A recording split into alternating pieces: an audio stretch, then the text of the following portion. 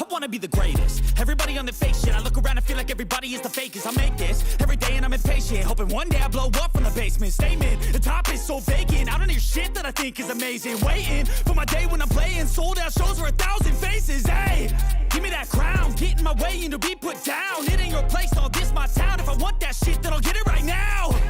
I'm losing it, the noose it fits, some losing shit, a stupid myth. You choose to live or choose to dip, you choose to fight or lose your grip and lose a gift.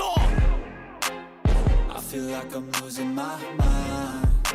Is everybody in the world blind? Please, Lord, give me a sign, a sign. I feel like I'm losing my mind. Is everybody in the world blind? Please, Lord, give me a sign, a sign. Yeah. There's no mercy in this world, just hunger-thirsty persons in different versions. Each new update, that shit worsens. Why? Pull back the curtain and you'll see the different vermin. We all have different burdens that all seem to cause disturbance. Yo, so do me a favor, don't treat me like a neighbor. Don't need the different flavors of your problems just to savor. I've got my own issues, I need a comb to get through. Don't need to groan with you, just go get your own tissue. I feel like I'm losing my mind. Is everybody in the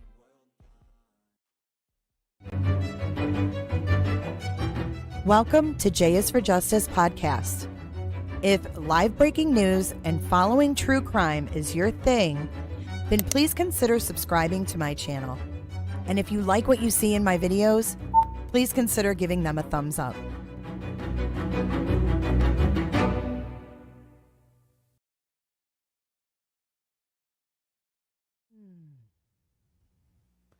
Good evening, good evening. Welcome to J is for Justice. You are looking at the third Republican presidential debate happening in about 20 seconds. What's up, everybody? Oh, Island Thrifts brought the snacks. Good evening, Shell. Good evening, Potato. I don't know if we're going to get kicked from here. We're going to have to see because it's like weird. No, here we go. All right, let's get some sound. We've got 32,000 people watching with us on Rumble. Republicans. Rumble tonight. Coming in hot. Here we go. Ready to make their case on why they're prepared to be commander-in-chief amid two wars on the world stage, how they plan to tackle stubborn inflation, and how they can unite a deeply divided electorate. Who is best to take on President Biden? And can any of them first beat? Okay, so Trump's not going to be here. We know that.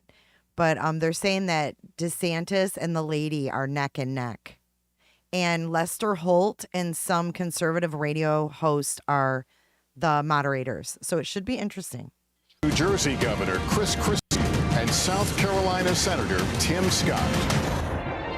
From NBC News, the Republican presidential debate. Live from the Adrian Arst Center in Miami, Let's do it, Myron. Florida. They're in Miami. Woo, Myron.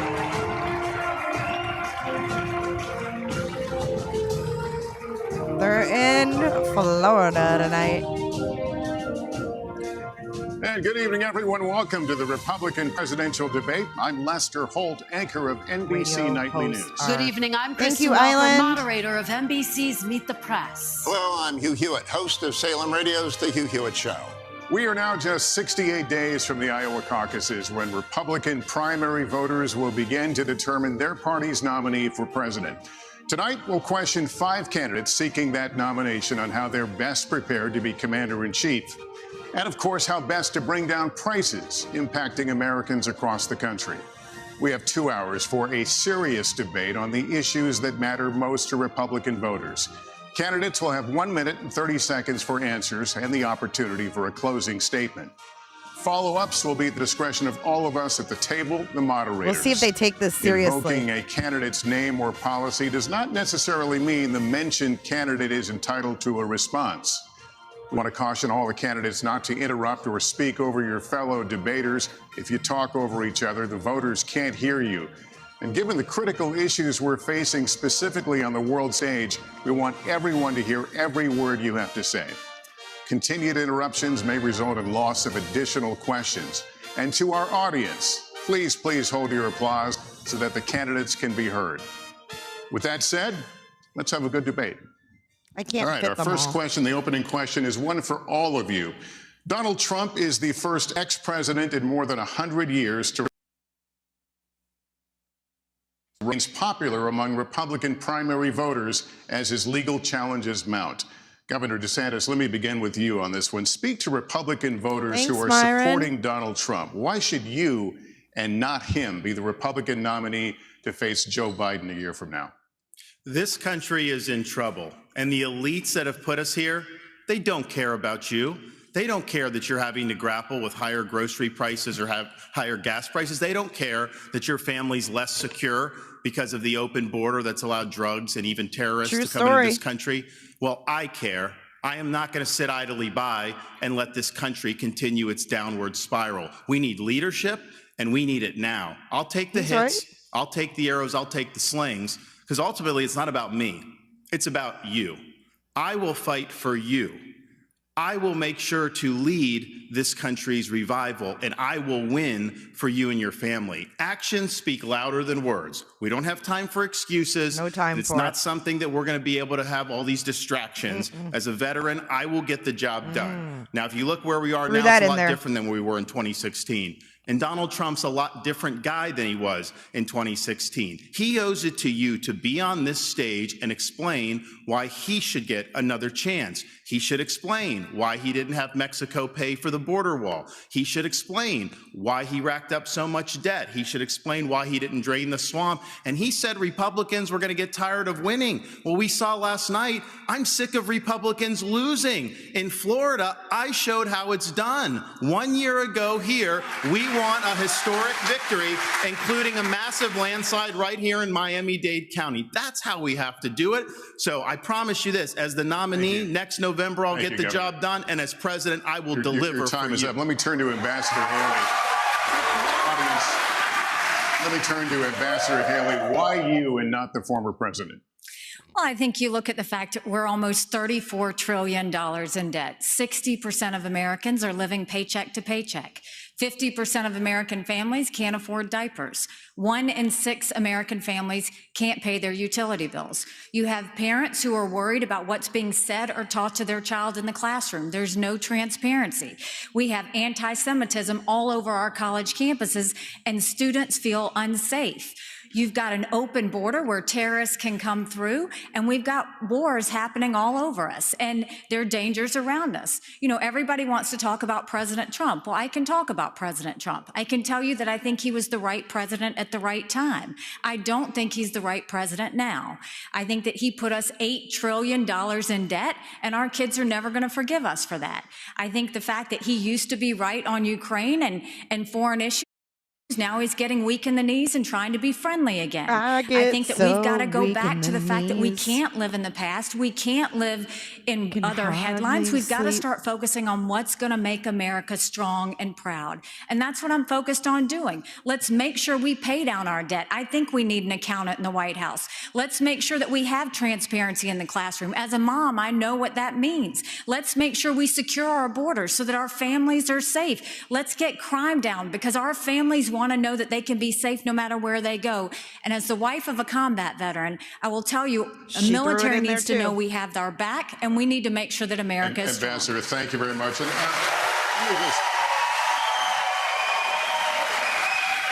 let me just caution the audience. Let's not go down this road. We've asked you to please, keep restraining yourselves, and would be helpful so we can hear the candidates, because these are important issues. And the voters want and need to hear them. Mr. Ramaswamy, let me turn to you. Please make your case. Why should you be the nominee and not the former president? I think there's something deeper going on in the Republican Party here, and I am upset about what happened last night. We've become a party of losers at the end of the day. It was a cancer in the Republican establishment. Let's speak the truth. I mean, since Ronna McDaniel took over as chairwoman of the RNC in 2017, we have lost 2018. 2020. 2022, no red wave that never came. We got trounced last night in 2023. And I think that we have to have accountability in our party.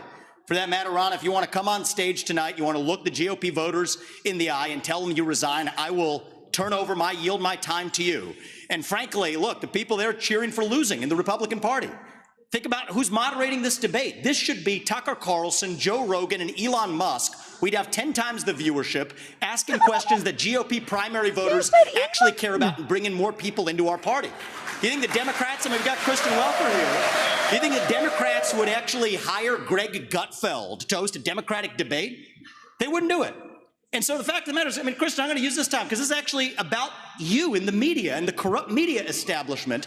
Ask you, the Trump-Russia collusion hoax that you pushed on this network for years, was that real or was that Hillary Clinton made up disinformation? Answer the question. Go. Mr. Roberts. He just turned it around. This is how we get He just turned it around. We need accountability because this media rigged the 2016 election. They rigged the 2020 election with the Hunter Biden laptop story. Mr. Ramaswamy, and they're going to rig this election. Your time is up. Let me turn to Governor Christie. Why you? Like, what the fuck is this? Audience, let's not do this. Let's not do this. Oh, Let's they're let the worked candidates up, speak. Lester. Governor Christie, why you and not former President Trump? Well, Lester, look, you said it at the beginning of the debate. We are dealing with extraordinarily important issues facing this country right now. We have our greatest ally in the Middle East under fire from a terrorist group that has committed to wiping them and every Jewish person in this world off the map. Oh, come on, We have Christy. Ukraine with Vladimir Putin, a communist KGB dictator who wants to put the old band back together. He's starting in Ukraine, and he's going to move to the Baltics and Poland after that. We have inflation in this country that is choking every American family that wants to try to rise up and give their children a better life. And tonight, we need to decide which president is going to be the one to tackle the big issues, who's going to make this country look once again, not just inward, but look outward at the world and say America is the country, the indispensable nation that makes this a safer world. And in a safer world, American innovation, American hard work has always been the thing that has driven our country to greater things. I'm going to be the president who will do those big things. We're not going to be small, and I'll say this about Donald Trump.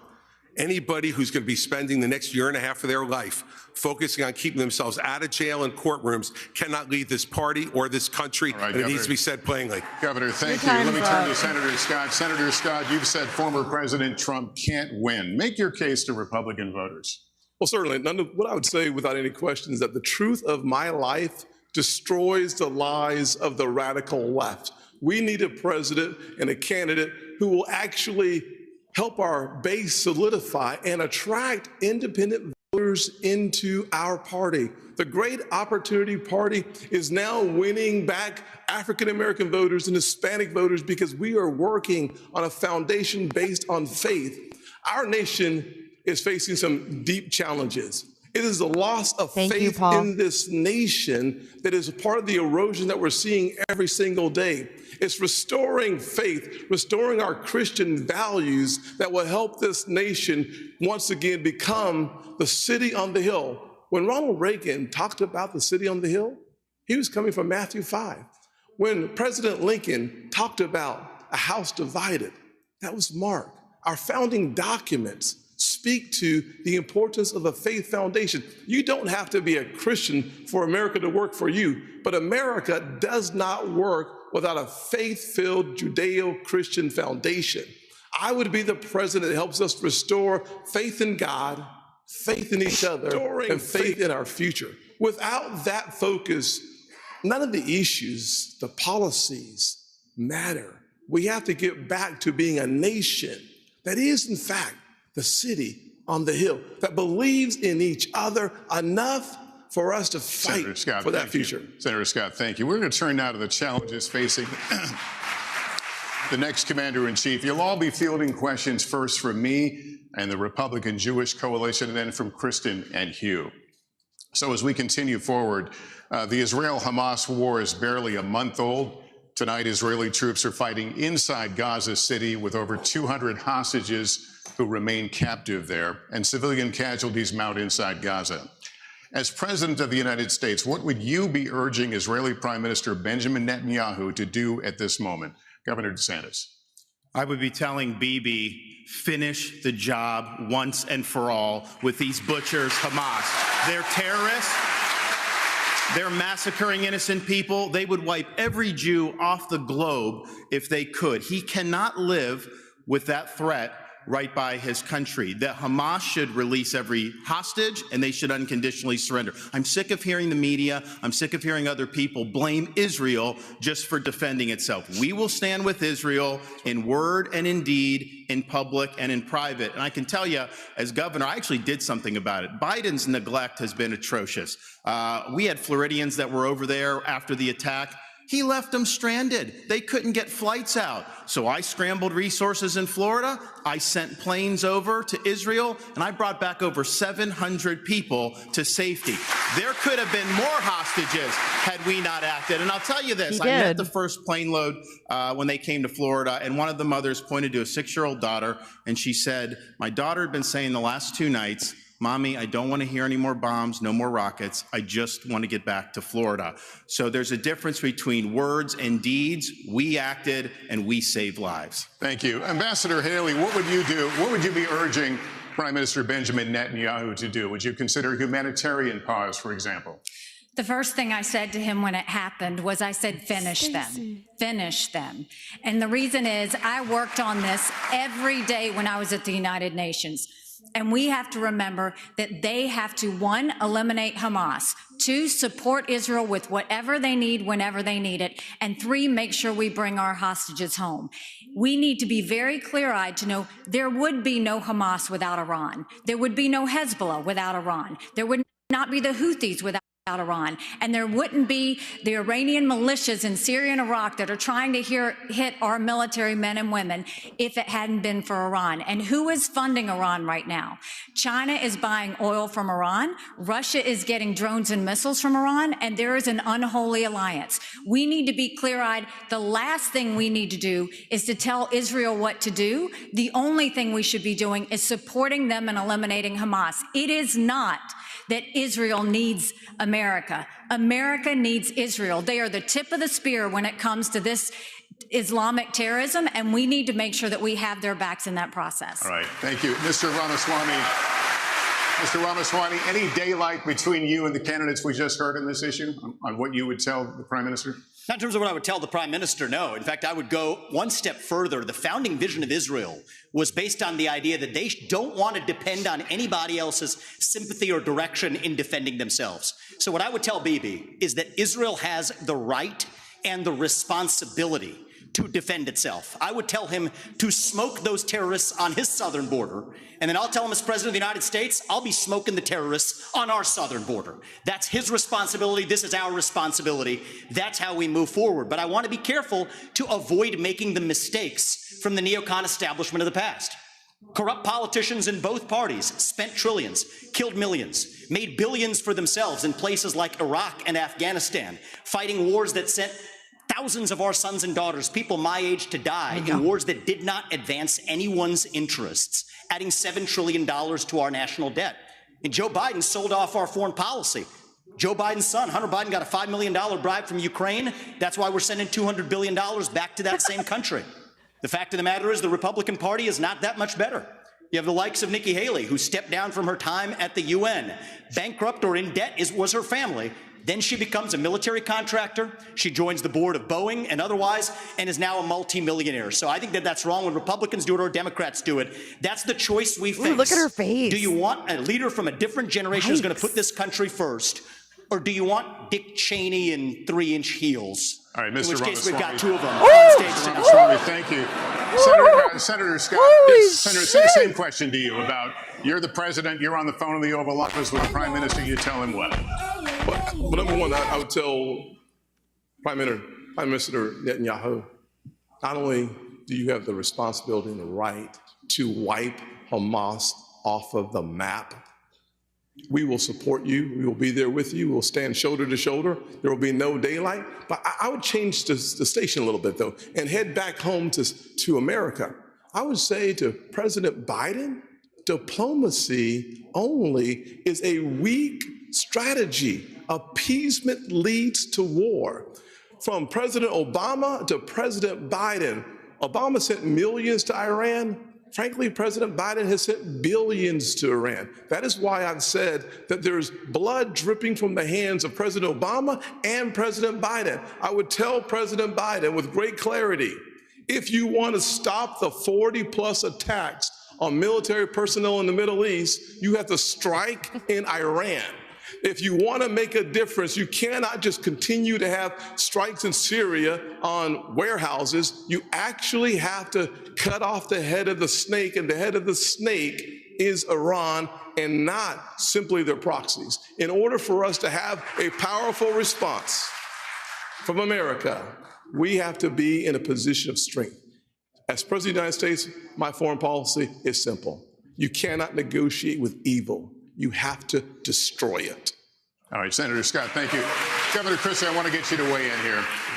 Look, Lester, these problems are so big and serious that the first thing I would say to Prime Minister Netanyahu is pretty simple. America is here, no matter what it is you need at any time to preserve the state of Israel. Remember that Hamas's main goal is to get rid of Israel, is to get Israel absolutely off the map. Now, there are three things I think I would say to him when he asked for advice. The first I would say is that it is absolutely your obligation to protect the territorial integrity of Israel. Secondly, to make sure you protect the security and the safety of your people. Every time something happens to compromise either one of those things, it creates greater unrest in the entire region. Second, you must go in and make sure that Hamas can never do this again. The fact is that Israel and their intelligence community failed. They failed here, and they failed the people of the state of Israel. And so we need to work closely and better together to make sure, one, that they're degraded, and two, that we know everything that's going on inside Gaza Strip when it's going on, so that something like this can't happen to kill 1,400 individuals again. And the third thing is to keep your eye on the ball. Make sure that we continue to isolate Iran. Work with the reasonable nations in the Middle East, the other Arab nations who want to partner with you, and make sure that we continue to isolate Iran so that their only friends in the world are the part of the evil foursome: China, Russia, Iran, and North Korea. Governor Christie, thank you very much. And we're going to continue in this vein right now with a question from Matthew Brooks, the CEO of the Republican Jewish Coalition, a partner of the Republican National Committee in this debate. Here it is. Given attacks by Iranian-backed proxy groups on U.S. military bases in Syria and Iraq, attacks that have wounded approximately 24 of our U.S. servicemen, do you support the use of military force by the United States against Iran? No. Governor Haley, would you please answer that? Yes, I'd first like to say they're 5-inch heels, and I don't wear them unless you can run in them. We've got two of you on stage. The second thing that I will say is I wear heels. They're not for a fashion statement. They're for ammunition. What we need to be doing for Iraq and Syria is, first of all, the idea that our men and women could be targeted and that we've allowed almost 100 hits to happen under Biden's watch is unthinkable. We need to understand this is Iran giving the green light, telling them what to do. Thank you, and Flo. we shouldn't be doing the tit for tat like what Joe Biden has done. We need to go and take out their infrastructure that they are using to make those strikes with so they can never do it again. Iran responds to strength. You punch them one and you punch them hard and they will back off. But what we don't need is Biden falling all over himself to get back in the Iran deal. Him giving $6 billion to get 5 hostages home. Him telling Netanyahu now that he needs a pause or a ceasefire. We don't need him going and sitting there tiptoeing around Iran because he thinks they're going to do something. You don't respond to an enemy and a terrorist with fear. You respond with strength. When you do that, that's when the world pays attention, and that's when Iran stops. Thank you. Governor DeSantis, if I can continue with you. Just today, the U.S. launched another one of its limited airstrikes against targets in Syria, this time Iranian-linked facility. How far would you go militarily to hold Iran accountable? Well, first, Matt, thanks for your question, and I appreciate what you've done over the last month. I know it's been very difficult for the community, and appreciate you guys rallying together in difficult times. I actually served in Iraq back in the day, and we had al-Qaeda in Iraq. You had Shia militias that were funded by Iran that were killing hundreds and hundreds of U.S. troops.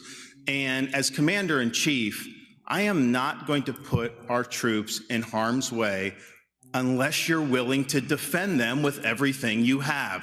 Biden has them out there. They're sitting ducks. He's doing glancing blows. That's just inviting more attacks from the Iranians.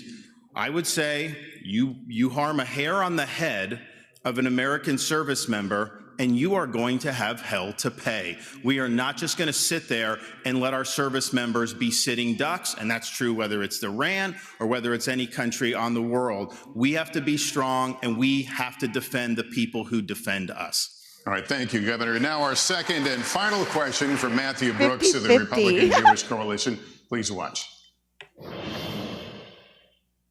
Jewish students across the country are threatened and under attack. What do you say to Jewish students on college campuses who feel unsafe given the dramatic rise in anti-Semitism? And what do you say to university presidents and college presidents who have not met the moral clarity moment to forcefully condemn Hamas terrorism? Mr. Ramaswamy, would you like to take that one? Absolutely. I think the scourge of anti-Semitism across this country, including at places like my alma maters and places like Brooklyn Bridge in New York, it's sad to see, but here's what history teaches us. Anti-Semitism is a symptom of a deeper cancer in a country and a society that is lost, and we are lost. Several years ago, when I wrote my first book, Woke Inc., I was talking about they were chanting death to America. Death to white people, death to Christians. Nobody was waking up back then. Now it's even bad. Now they're saying death to Israel and worse. So it is wrong, but we have to get to the root cause here. Now, I think it's really important that we do this through leadership, not censorship. Leadership means fill that void with purpose and meaning. Dilute this wokeism and anti-Semitism to irrelevance. These kids, they have no idea what the heck they're even talking about when they're siding with Hamas over Israel. They are fools. But I also want to caution here, if we go the direction of Ron DeSantis or Nikki Haley, with whom I respectfully disagree on this issue, pro-censorship, telling student groups to disband, mark my words, soon they will say if you question a vaccine and its side effects, you're a bioterrorist. Soon they will say that if you show up at a school board meeting, you're a domestic terrorist. Soon if they say that J6 prisoners should be released, you're an insurrectionist terrorist. So that's where this road ends. We don't quash this with censorship because that creates a worse underbelly. We quell it through leadership by calling it out. These university administrators have lost their way, and we need leadership at the top in the United States of America that restores our founding values and that has no place for this kind of anti-Semitic hate. That's where I stand while respecting our Constitution. Your time is out. Senator Scott, let me get you to weigh in on what you just heard. Well, let me just say to every single university president in America, federal funding is a privilege, not a right, number one. Number two, to every student who've come to our country on a visa to a college campus, your visa is a privilege, not a right. Number three, any campus that allows for anti-Semitism and hate, to allow students to encourage terrorism, mass murder, and genocide, you should lose your federal funding today, period. To all the students on visas who are encouraging Jewish genocide, I would deport you from those campuses. We have to stand strong with our Jewish Americans. At the end of the day, we should not have our Jewish students in a library being told to hide. On our streets in New York, a Jewish citizen has the right to walk on the streets of America with no fear. They have the right to go to college campuses, go to class, and not fear.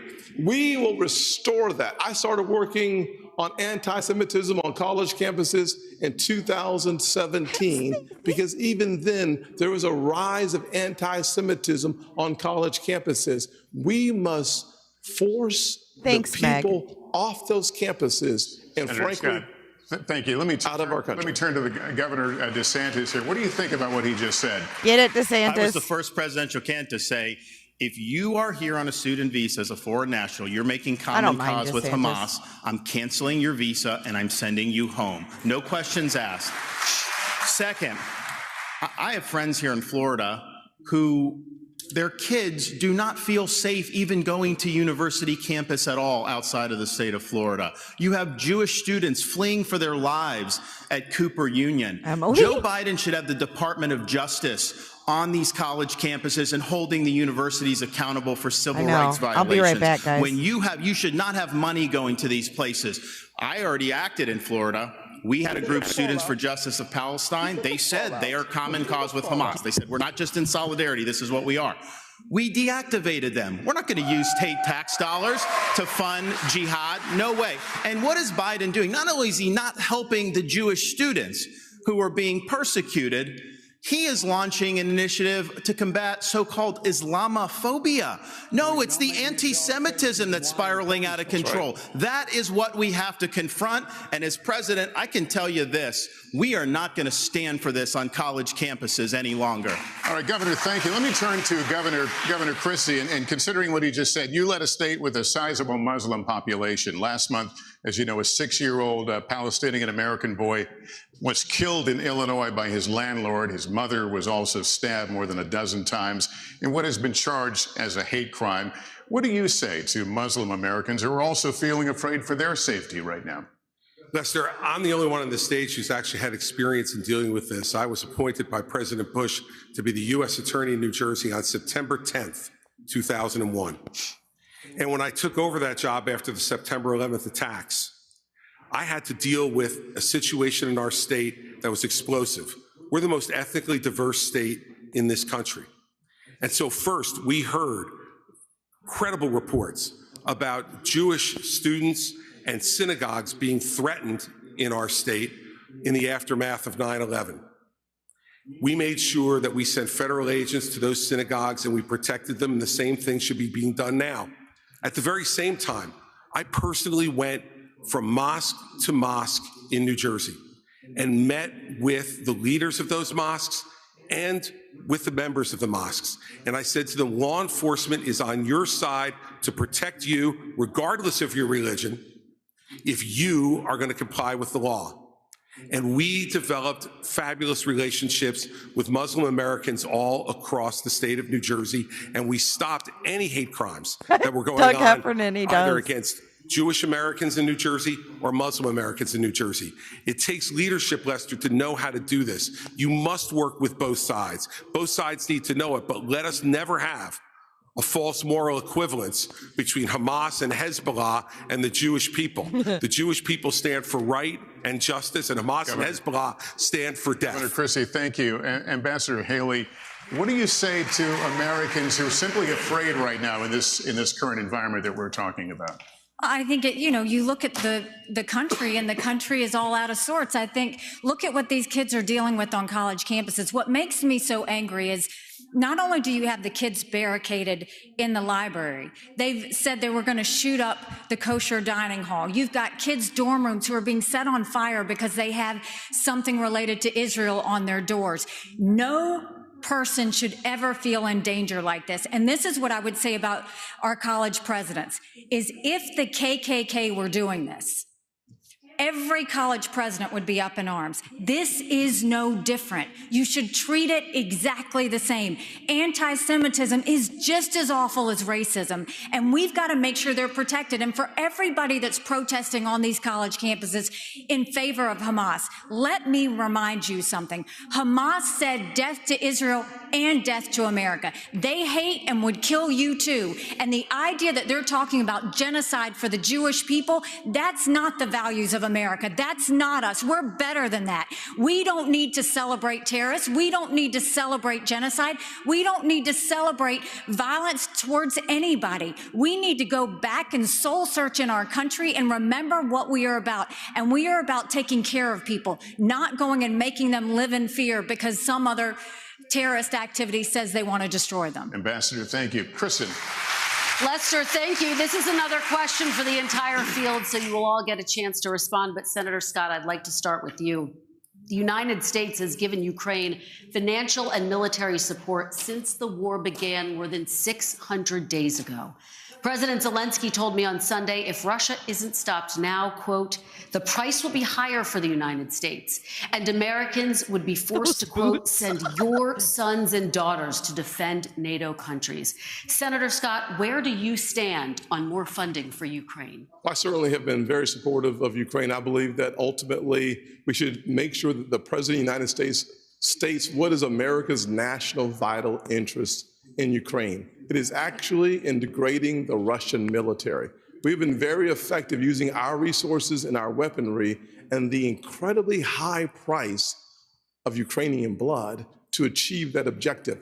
Every day we get closer to the degradation of the Russian military, and that's good news. But the American people are frustrated that they do not have a president who reminds us and tells us, where's the accountability?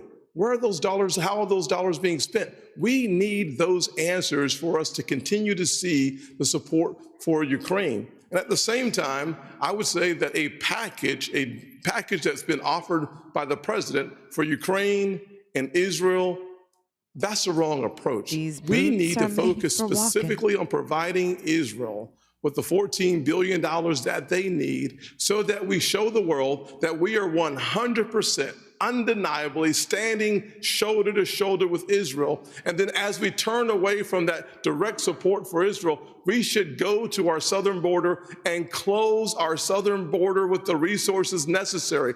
I believe that we have sleeper terrorist cells in America. Thousands of people have come from Yemen, Iran, Syria, and Iraq. If we are going to deal with the national security emergency at our border, we have to do it now. Senator Scott, thank you. But just to be very clear, if you were president, if you were in the Oval Office today, would you sign off on more military funding for Ukraine, or would you discontinue it?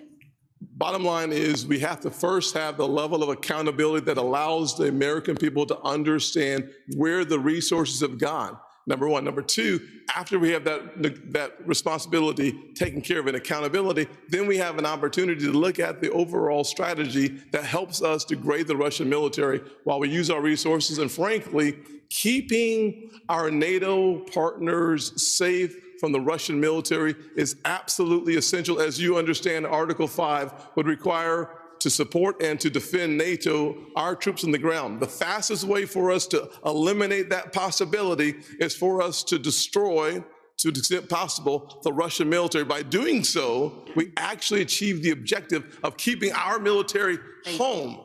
And that's good news. Thank you, Senator Scott. Mr. Ramaswamy, are you persuaded by President Zelensky's urgent new plea? Where do you stand on more funding? I'm absolutely unpersuaded. And I'm actually enjoying watching the Ukraine hawks quietly, delicately tiptoe back from their position as this thing has unwound into a disaster. The first half of this race, I was the only person standing for it. Now they're actually quietly coming around to being more cautious, as they should. Level with the American people here. Ukraine is not a paragon of democracy. This is a country that has banned 11 opposition parties. It has consolidated all media into one state TV media arm. That's not democratic. It has threatened not to hold elections this year unless the U.S. forks over more money. That is not democratic. It has celebrated a Nazi in its ranks, the comedian in cargo pants, a man called Zelensky, doing it in their own ranks. That is not democratic. More facts for you that you won't hear from the mainstream in either party or the mainstream media. The regions of Ukraine that are occupied by Russia right now in the Donbass, Luhansk, Donetsk. These are Russian-speaking regions that have not even been part of Ukraine since 2014, that other people probably couldn't name those provinces for you. Those are the hard facts. And so to frame this as some kind of battle between good versus evil, don't buy it. And I'd like the likes of the sharpest of the war hawks on Ukraine, Nikki Haley, to have some accountability and answer. Do you want to use U.S. taxpayer money to fund the banning of Christians? That is actually what's happening. They're using the Ukrainian Orthodox Church. They have banned them. The Ukrainian parliament just did this last week, supported by our dollars. And I think you owe it to the American people, Nikki, to at least this one time at least condemn. Thank you. That's time. At least to condemn their banning of Christians. Mr. Ramaswamy, thank you. Mr. Ramaswamy, thank you. We asked the questions. Ambassador Haley, well, she deserves to what is your take on more funding for Ukraine? Put him in his place. I am telling you, Putin and President Xi are salivating at the thought that someone like that could become president. They would love to see The fact of the matter is she doesn't answer So this the is question. what I will tell you. We're driving Russia first of all, into China's let's hands Ramaswamy, because of you these had foolish your time policies. to talk. The ambassador has the floor. Thank Ambassador, you. The please. first thing I'll tell you is we all remember what that thug did when he invaded Ukraine. We all know that 500,000 people have died because of Putin. And here is a freedom-loving, pro-American country that is fighting for its survival and its democracy. No, I don't think we should give them cash. I think we should give them the equipment and the ammunition to win. And I'll tell you, if Biden had done it when they first asked for it, this war would be over. But let's also remember this. When you left Afghanistan in shambles and left them with a ton of weapons and money, it's not that we left, it's how we left. When you look at Ukraine, don't think for a second, now everybody wants to move away from Ukraine. They'll want to move away from Israel a year from now. America can never be so arrogant to think we don't need friends. After 9/11, we needed a lot of friends. Now is the time to get partnerships.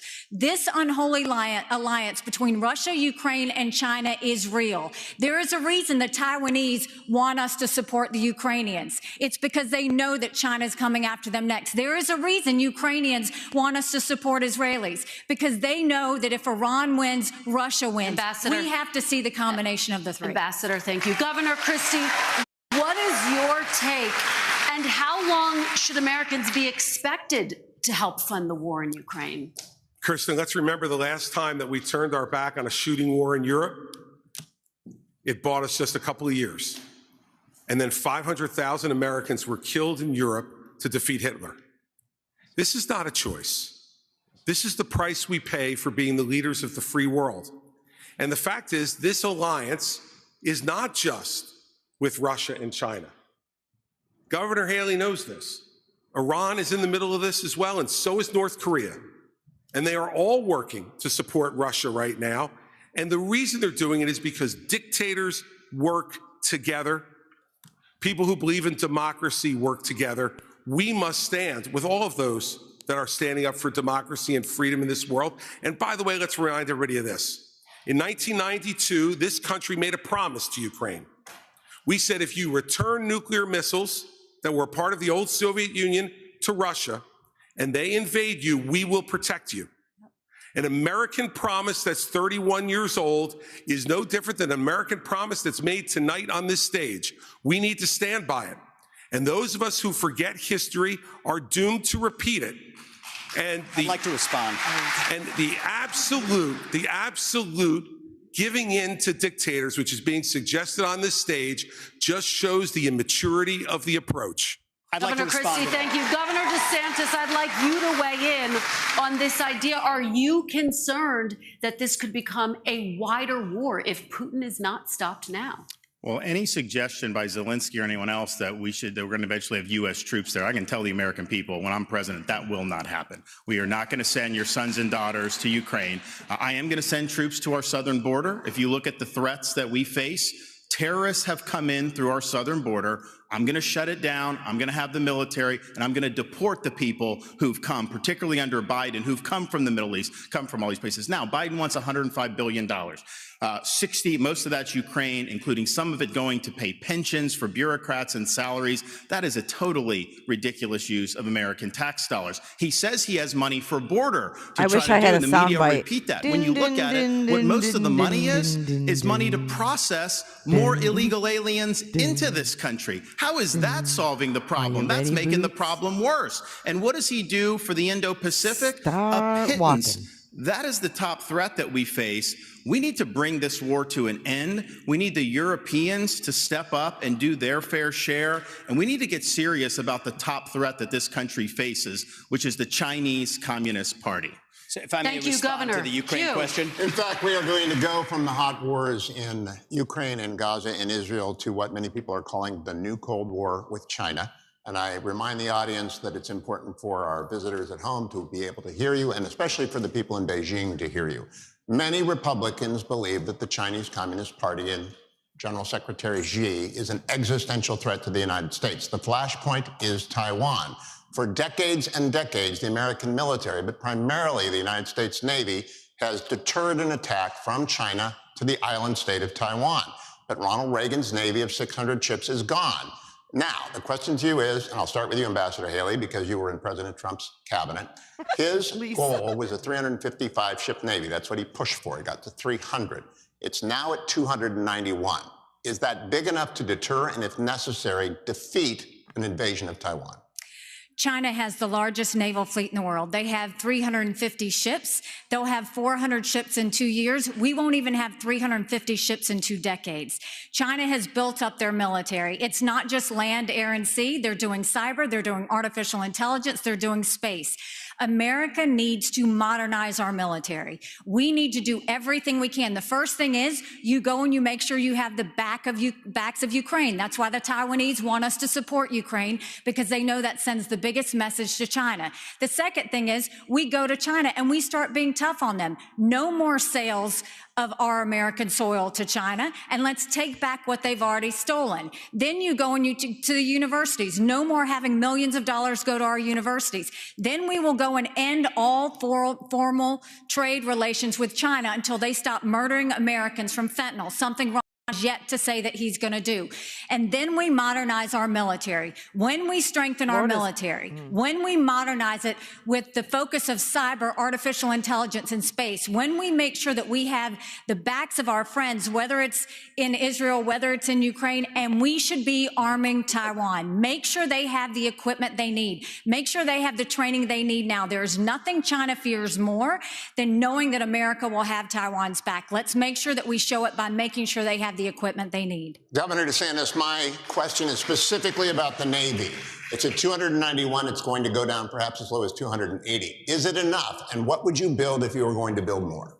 Not enough. We have to have the ability to back up a strategy of denial of President Xi's ambitions. And if China is able to be the world's leading superpower, that will affect you and your family in ways that are going to be very bad. They will export authoritarianism all around the world as the cost of doing business. They will impose things like social credit scores and internet monitoring. So this is, to this generation, what the Soviet Union was to the post-World War II generation. I've already released a plan. We're going to get to 355 ships at the end of the first term, 385 ships at the end of the second term, but we're going to have a path to 600 ships over the next 20 years. I think the future of freedom is going to be determined in the Indo-Pacific. We have a strategy not just military, but decoupling from the economy and fighting them here at home with their cultural. You know, Ambassador Haley said somehow I wasn't doing.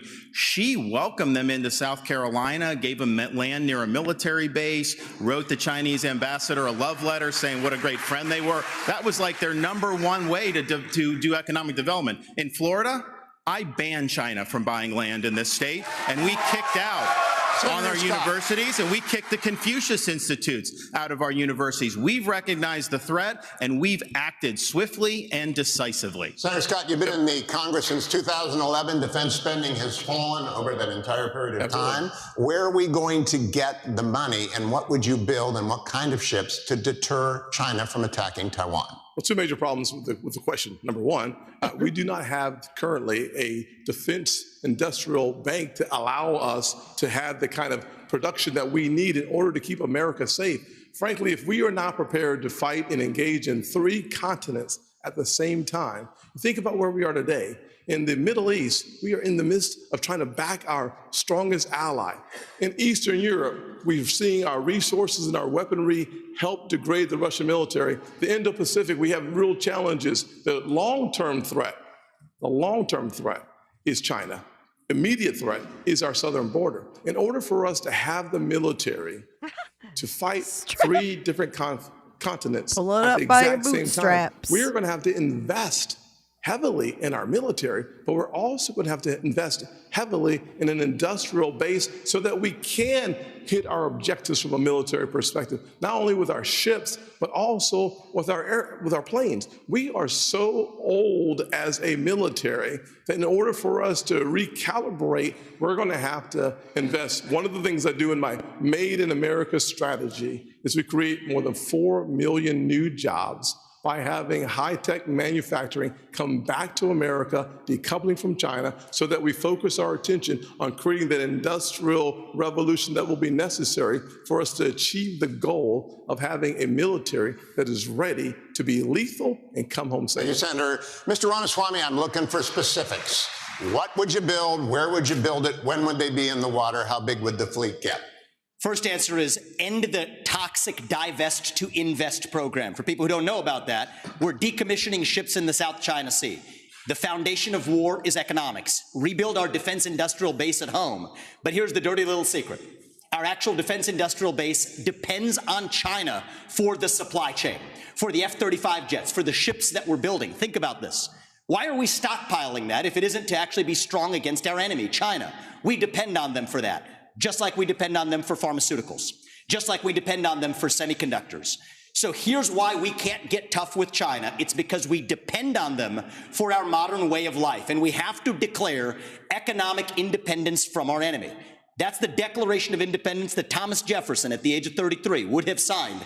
And today, if he were alive, that's the Declaration of Independence that I will sign as the next president. I do have to recognize that Ron DeSantis was correct about acknowledging Nikki Haley's tough talk when she was ambassador to the UN, calling China our great friend, bringing the CCP to South Carolina. What he left out, though, Ron, and be honest about it, there was a lobbying-based exemption in that bill that allowed Chinese nationals to buy land within a 20-mile radius of a military base lobbied for by one of your donors. So I think we have to call a spade a spade.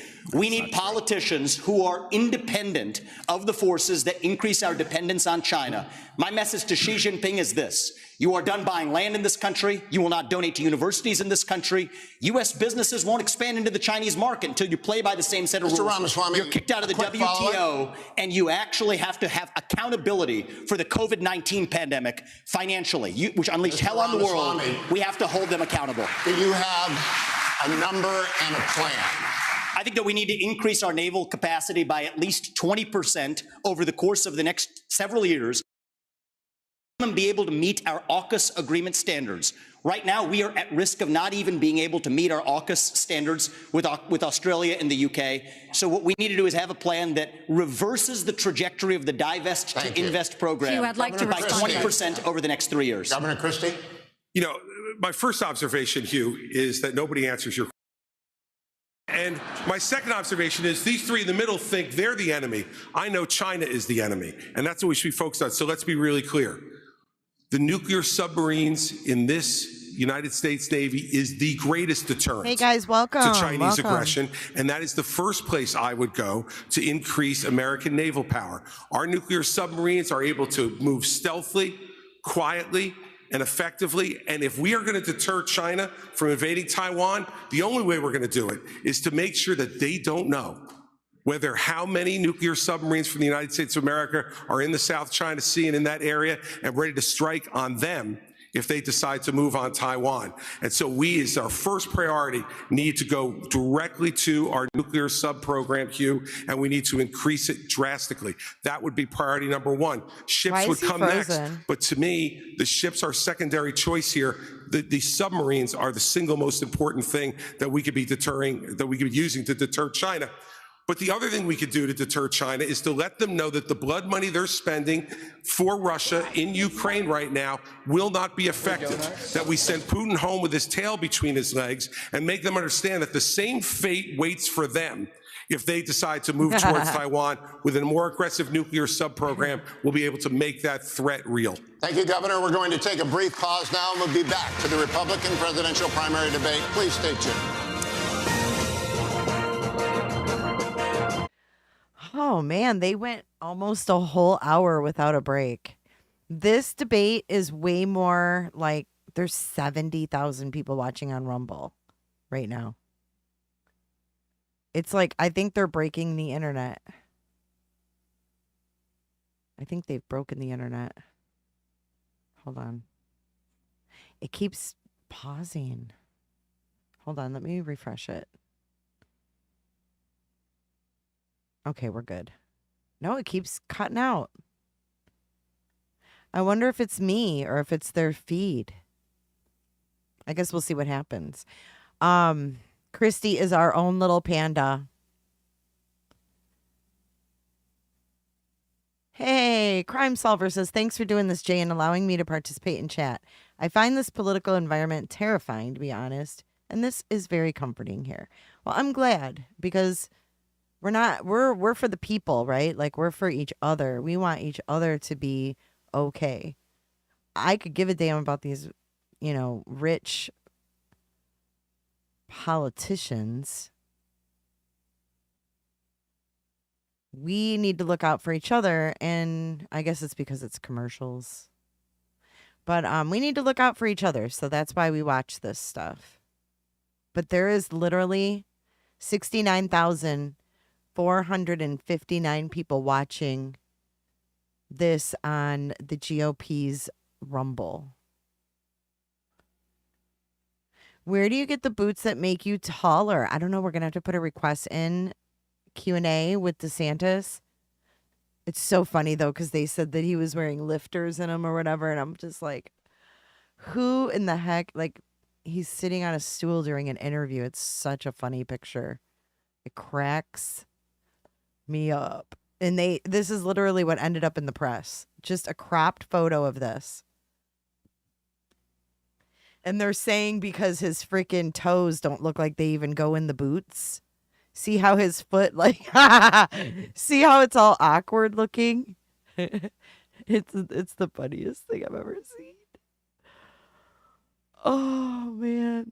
It's just so funny. With social media, like, the stuff that the media focuses on now just cracks my ass up because, we used to just get, like, the 5 o'clock blurb of the news or, in the newspaper. No, Ms. DIY. Can't no. Tom Cruise. Oh, I know he's so short. Ms. says, I'm so glad to hear you say that, Jay. I've been very hesitant to comment because people will get real twisted off quickly about politics and opinions. I feel much more comfortable as well. Yeah, Island, it's so crazy that people unfriend from. I have family members that don't speak to each other because of politics.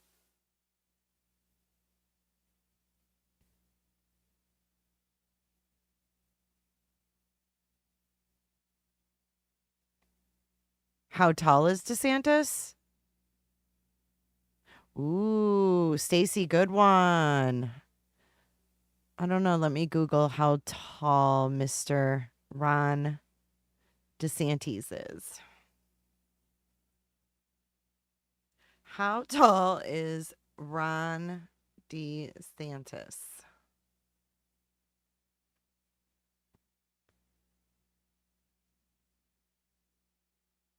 He's 5'8" without his high heels. That's what somebody says. Presidential candidate Ron DeSantis claims he's 5'11". Let's watch this.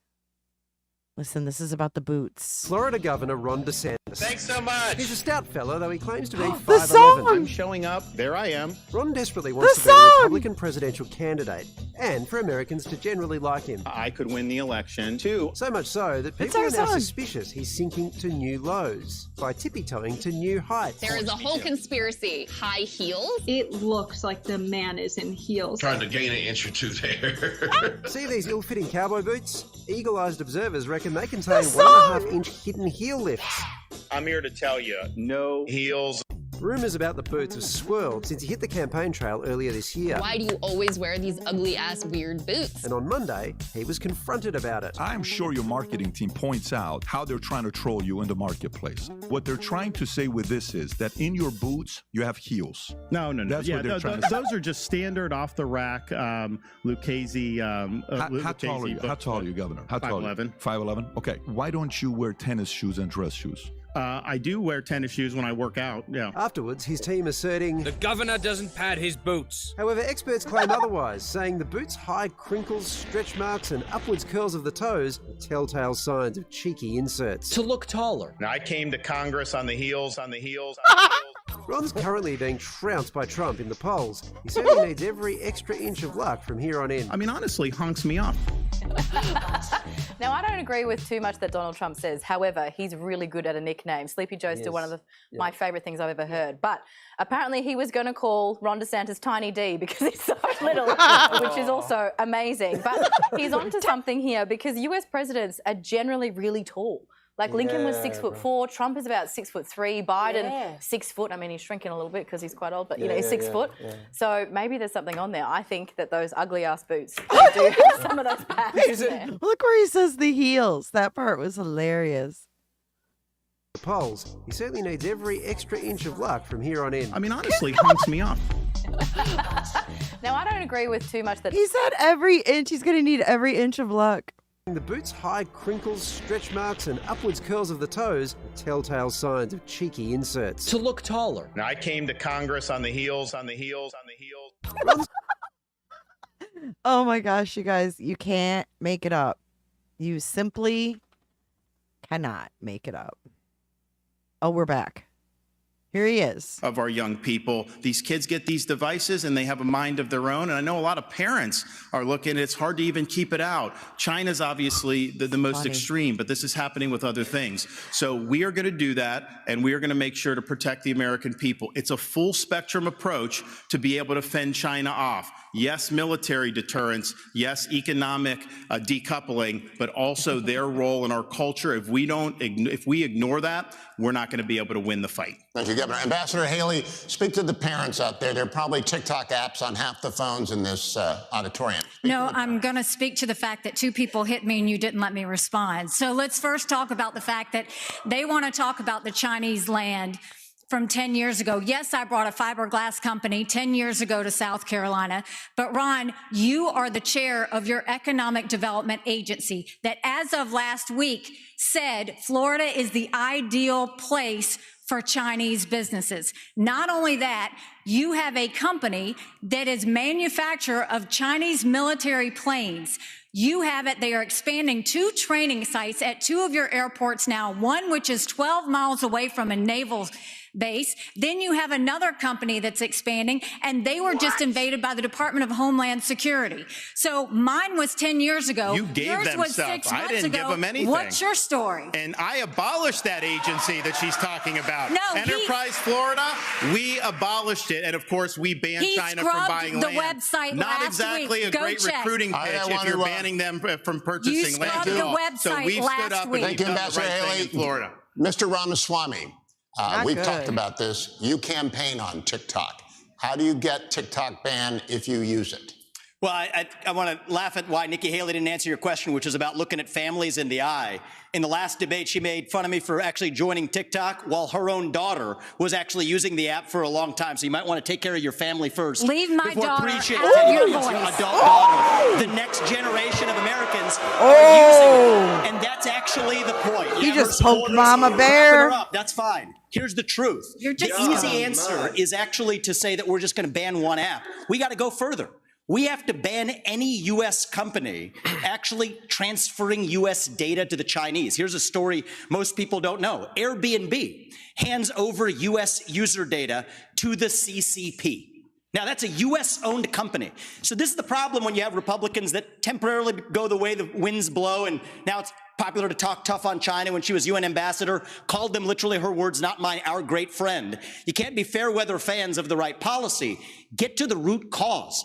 Even U.S. companies in Silicon Valley are regularly doing it. She's Cut pissed. the virtue signaling. The fact of the matter is Democrats are on TikTok today. The only person, one of the few people who is putting up content the way the actual algorithms work, speaking for pro-Israel views or others, is Ambassador me. And I predict Haley, more Republicans will join it. But stop U.S. companies from turning over data to Chinese companies. She's waiting. That's the real Moderators answer, not the like virtue Kristen signal. don't get to respond to personal attacks, but you do. Thank you very much. You know, when he talks about me praising China, he doesn't know the fact that the reason China was praised was because I negotiated with China and Russia the largest set of sanctions against North Korea in a generation. That is literally the reason North Korea stopped testing ballistic missiles. So I said China did good on their part. That was a negotiation you could never do. What you said, Nikki. Those are your words, not mine. And so just own up to it. You would never you can have been change able your to mind. get That's that allowed. negotiation But don't done. lie to the people about I what have you've said or what you've done in China. South Carolina. My You have brought entire them to South career at Carolina. the Ron is United right about Nations. that. Every day I fought China, and I did it Look at the by actual making sure hard no facts. one You could brought them get to this any country. agency heads in UN. I did it by making sure that we called them out on human rights. I did it by making sure that we held them accountable on everything that they did.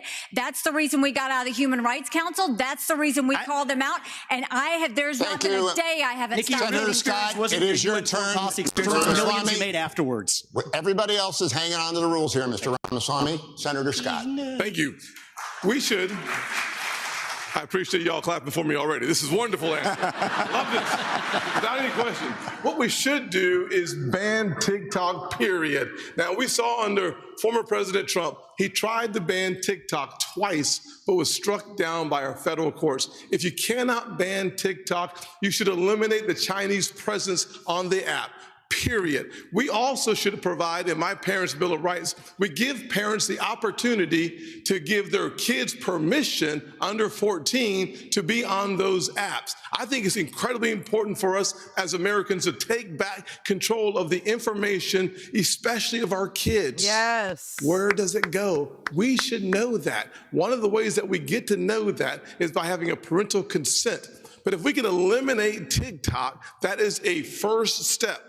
But it's not just TikTok. China continues to spy on our kids, but they're also buying our farmlands. We talked about that several times there. We have to make sure that we use the tools that are in our toolkit to stop China from buying farmland near our bases. The third thing we have to do is make sure that they stop stealing our intellectual property. They're literally stealing our IP to compete against us. My administration, we stopped that day one, and we start making sure that we create six-figure income for jobs made in America through my strategy. Kristen. Hugh, thank you so much. We're now going to talk about Venezuela, where millions have fled political and economic turmoil.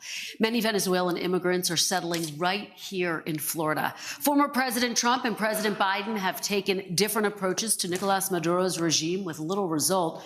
Former President Trump put economic pressure on Venezuela and backed one of Maduro's rivals. President Biden temporarily eased sanctions to encourage electoral reforms. Governor DeSantis, do you see the political situation in Venezuela as a threat to the United States, and what would your approach be? We should never rely on Venezuela for oil like Biden has had to go beg. I'm going to unleash all of America's energy potential. On day one, I'm taking all the Biden regulations, the Green New Deal, ripping it up and throwing it in the trash can where it belongs. We're going to lower your gas prices.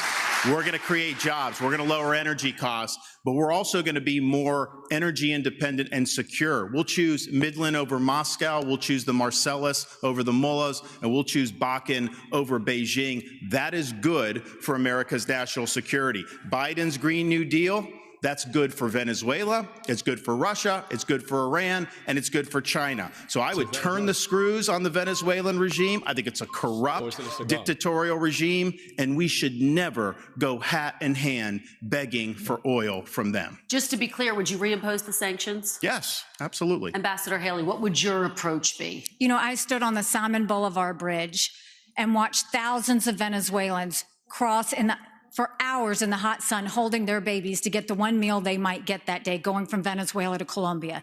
They were fleeing socialism and begging for freedom. We need to make sure that we do everything we can to sanction Maduro. We shouldn't be getting dirty oil, and Biden just gave 500,000 Venezuelans temporary priority status, which is just going to have more of them come. But on the energy side, it cracks me up that Ron continues to do this. He has opposed fracking. He's opposed drilling. Last time he said it wasn't true, and everybody found out that it was true. He opposed it before Florida voters even voted on it. He was praised by the Sierra Club, and you're trying to make up for it and act like you weren't a liberal when it comes to the environment. You were. You always have been. Just own it if that's the case, but don't keep saying you're something that you're not. Let me respond to that. Our whole energy plan, you can't get the shale without fracking. We are absolutely going to frack, but I disagree with Nikki Haley. I don't think it's a good idea to drill in the Florida Everglades, and I know most Floridians agree with me. You banned fracking. Thank you very much. Lester? All right, all, thank you. Let's turn to one of the biggest issues for voters. That, of course, is the economy. This is a question that will go to all of you. An Iowa voter recently told NBC News, "How am I going to make sure my pantry's stocked without breaking the bank?" You've all said the best way to deal with rising prices is to cut government spending. But that would take time to play out, and Americans are struggling right now. Senator Scott, I'll start with you. What would you do the moment you take office to help Americans manage the cost of living? So we're talking about short term here. My mother was a single mother who raised me and my brother in a very challenging economic situation. The first thing I can tell you is that when your gas prices are 40% higher right now than they were just a little over 2 years ago, that's not a problem for my mama. That was a crisis. The first thing I would do as President of the United States is I would sign the XL Keystone Pipeline and start seeing resources flow. Second thing I would do is make sure that there's certainty and predictability so that those folks who have the leases in our country would have the certainty and predictability to go ahead and become energy independent. We should focus not just on being energy independent, we should focus on being energy dominant. America is the home to more energy resources than any other country on the planet. We can reduce the price of energy, we can reduce the price of food and the price of electricity if we focus on my build here, don't borrow from China plan that is embedded the Made in America strategy, creates 10 million new jobs in 3 different areas. One is innovation. Second is the high-tech manufacturing. And the third is the energy economy. We have an opportunity as Americans to actually export the surplus energy that we create in our nation and disconnect from China and from murderous dictators and tyrants around the world. Your time is up, but let me just follow up. The idea of pumping gas, of turning on pipelines, that doesn't make gas cheaper that day. I'm talking about you become president.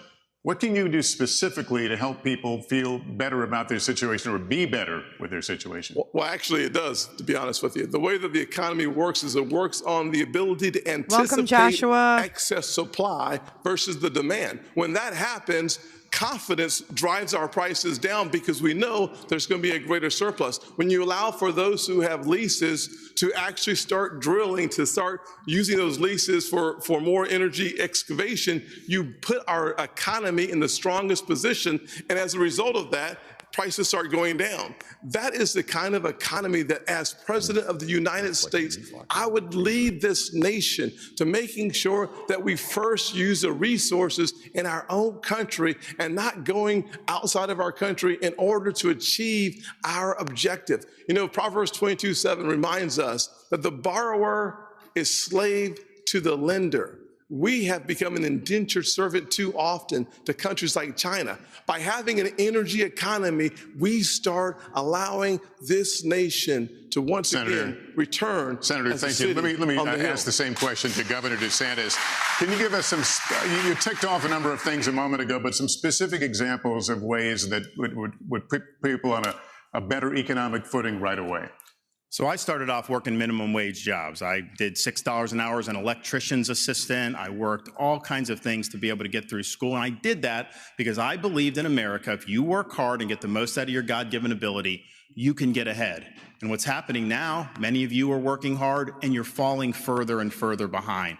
I've met people in Iowa, New Hampshire, and all across the country who've talked about all the burdens that they're facing with the rising prices. And I've heard from multiple people the same story.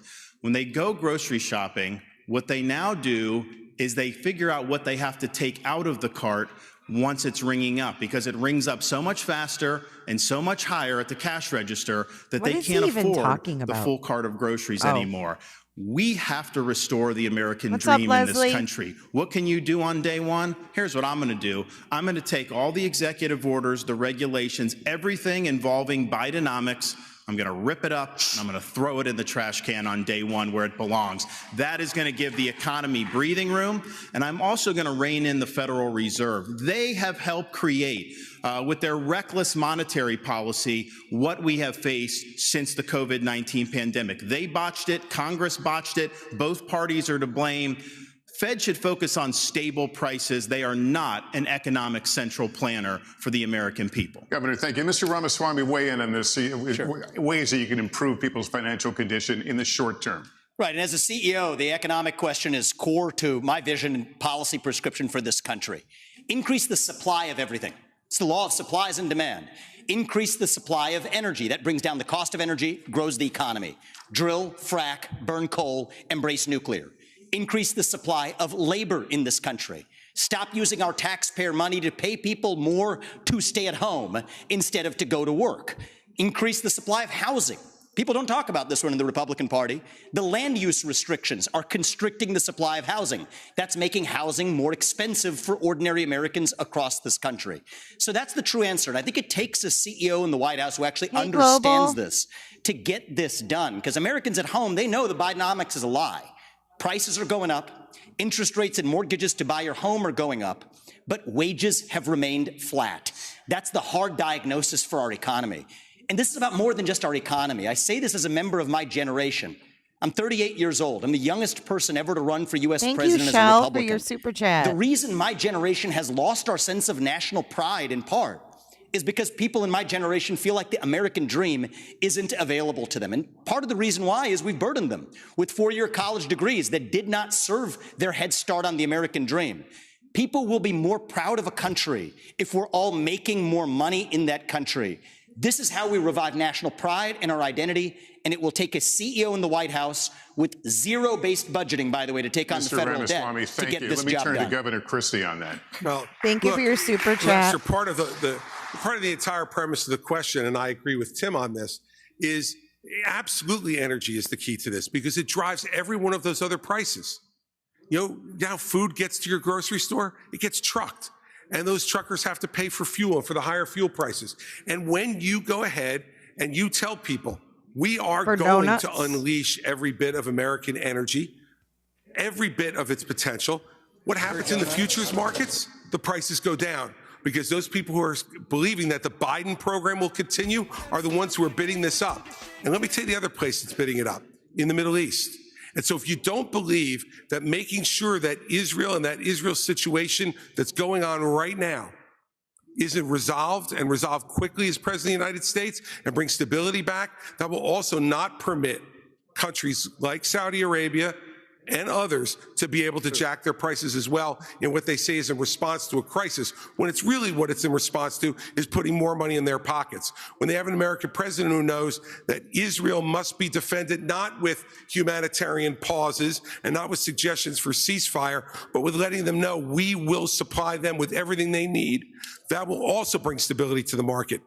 Energy is the key to bringing this down. It's what every American family needs when they turn on their lights, fill up their car, and go to the grocery store. And we need to do that first and foremost. That's the short-term answer. Governor Christie, thank you. Ambassador Haley, let me come at this from a slightly different direction. Americans in rural communities are being especially squeezed by inflation right now. An Iowa State University study found that last year inflation cost rural households about an extra $5,000. How would you specifically help rural Americans who are suffering right now, Ambassador? Well, I'm a product of rural America. I grew up in rural South Carolina, and I can tell you what we're seeing now in America is the rich are getting richer and the poor are getting poorer. Yeah, we amen, have to go sister. and start beefing I'm sure up you're the middle rich. class. And the first thing I would do is I will eliminate the federal gas and diesel tax in this country. We'll cut taxes on the middle class, but we have to stop this spending binge that's happening by Republicans and Democrats in Congress. Thank I you, will guys. make sure, one, we claw back the $500 billion of unspent COVID dollars that are out there. Instead of 87,000 IRS agents going after middle America, we'll go after the hundreds of billions of dollars of COVID fraud that exist, one out of every $7. We'll stop the spending, we'll stop the borrowing, we'll eliminate the earmarks, and I'll veto any spending bill that doesn't go back to pre-COVID levels. That will cut trillions and allow us to be safe. We also need to be not energy independent, energy dominant. We are blessed blessed with resources, let's do it. But the reason no one should give you a number, Hugh, on the amount of ships in the Navy is because in a few years, thank you, everybody, our interest expense is going to be more than our defense budget. So no one can give you that number realistically without first tackling what's happening with the financial situation. It would be a false number to give you that. We have got to understand this is a crisis. It is a national security concern. If we don't deal with what's going to happen with that interest expense in a few years, we're going to look like guys. Japan. And we can't let that happen. The strong dollar matters. Ambassador, thank you very much. Kristen. Americans could see their Social Security benefits drastically cut in the next decade because the program is running out of money. Former President Trump has said, quote, under no circumstances should Republicans cut entitlements. Governor Christie, first to you. You have proposed raising the retirement age for younger Americans. What would that age be specifically, and would you consider I need to get a drink. I'll be right back. To Social Security? Sure, and we have to deal with this problem. Now, look, if we raise the retirement age a few years for folks that are in their 30s and 40s, I have a son who's in the audience tonight who's 30 years old. If he can't adjust to a few-year increase in Social Security retirement age over the next 40 years, I got bigger problems with him than his Social Security payments. And the fact is, we need to be realistic about this. There are only three things that go into determining whether Social Security can be solvent or not: retirement age, eligibility for the program in general, and taxes. That's it. We are already overtaxed in this country, and we should not raise those taxes. But on eligibility also, I don't know if out there tonight, and if you're watching Warren, I don't know if Warren Buffett is collecting Social Security, but if he is, shame on you. You shouldn't be taking the money.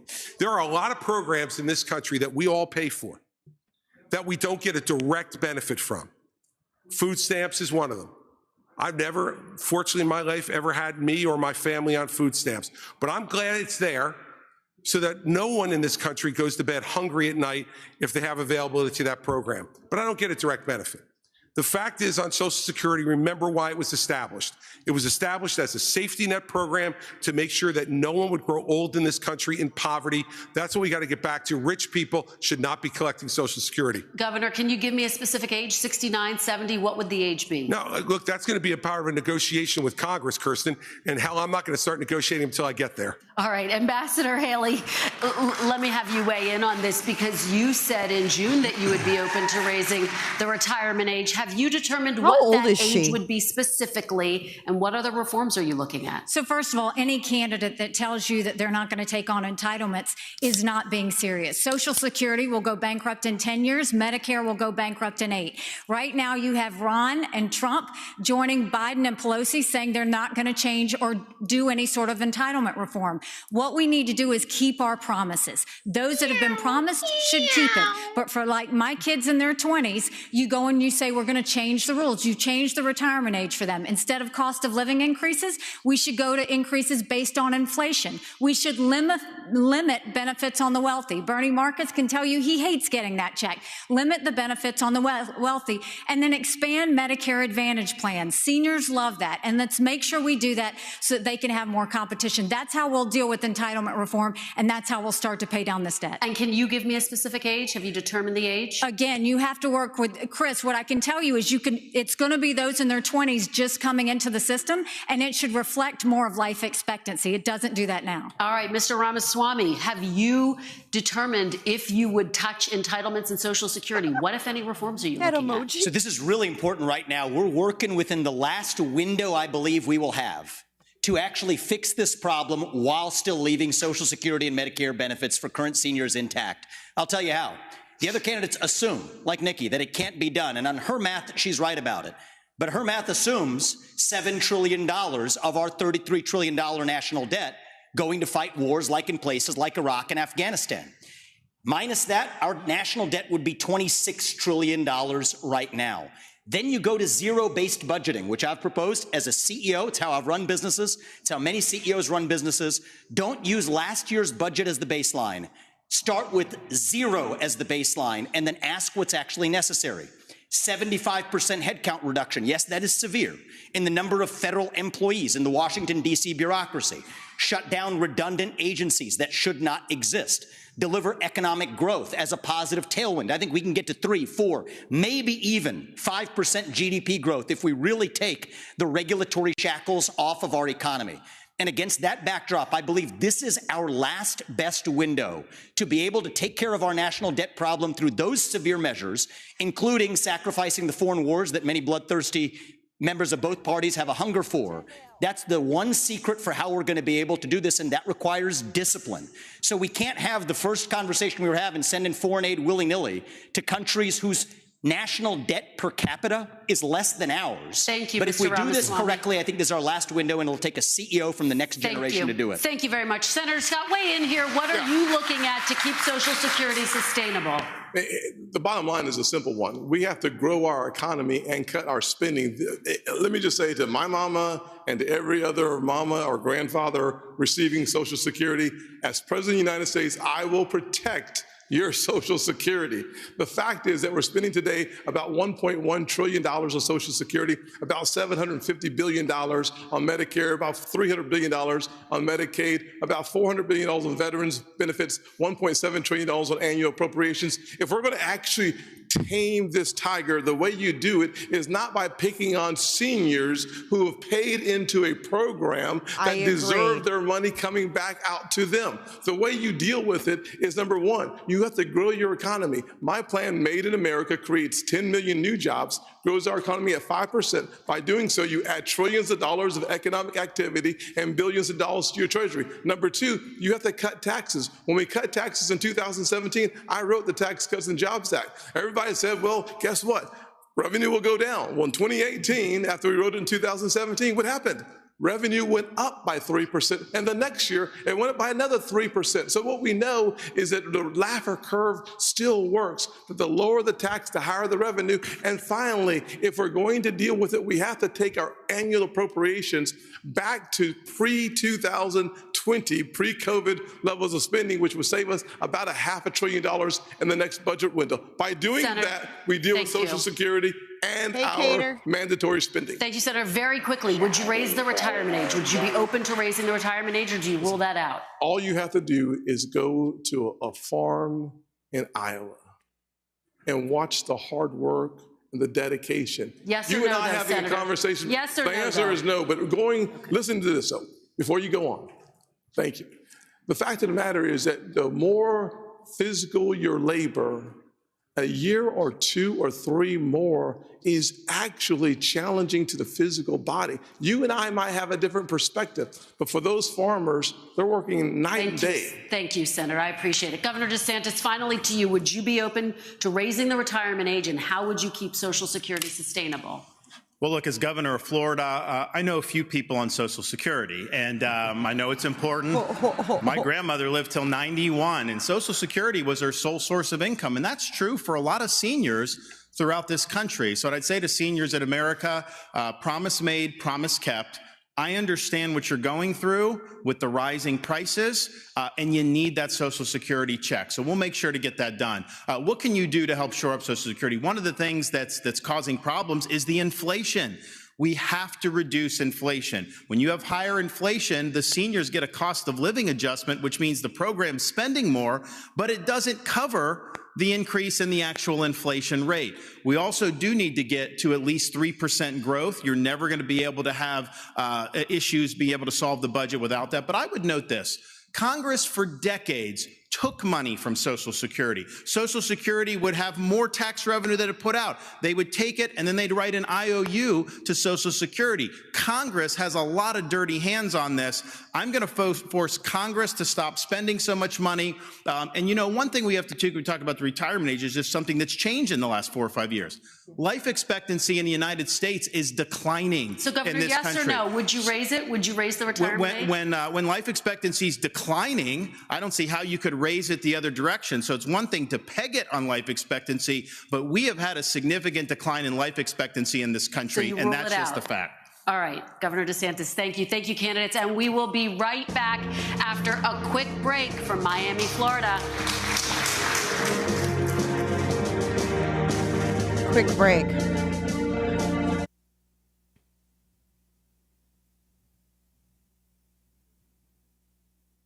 $126 126,000. Oh, this is a replay, I think.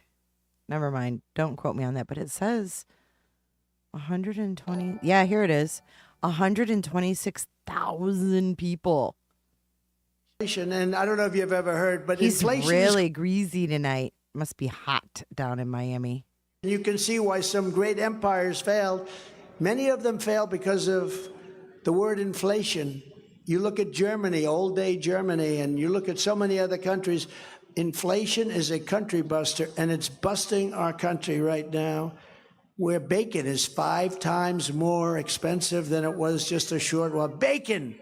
Even I say, I don't want any bacon, it's too expensive. But we're going to get it under control, and we're going to do it fast, because we're going to have so much energy, and the prices are going to come down, and everything else is going to follow. Under crooked Joe Biden, the economy is floundering. Families are suffering, and the largest growth industry in our country by far is government. It's the only thing that's growing. When I'm reelected, we will stop Joe Biden's inflation disaster, and we will rebuild the greatest economy in the history of the world. We'll do it. And unlike Ron DeSanctimonious, I will always protect Social Security and Medicare. He did not protect it. He wanted to do bad things to it for our great senior citizens. And when I get back into the Oval Office, I will totally obliterate the deep state. We started with Comey. We got rid of him. It's on.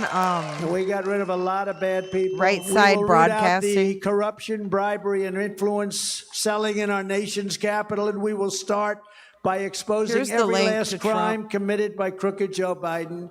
Because now that he indicted me, we're allowed to look at him. But he did real bad things. We will restore law and order to our community. All right, let's go back to the debate. I put the link to the Rumble thing if you guys want to watch Trump. There's actually 109,000 watching it now. And let's see how many are watching this. 60,000. That says a lot, doesn't it? That's just one channel, too, on this Rumble. I mean, there's other ones that have a few thousand in them. 8,000. That's really crazy. So if Trump on Right Side Broadcasting has 110,000 and this channel has 60,000, this is the GOP channel. Yikes. What does that say? Yeah, you're welcome, guys.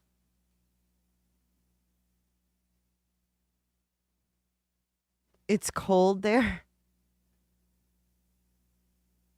He says though, even I don't buy bacon.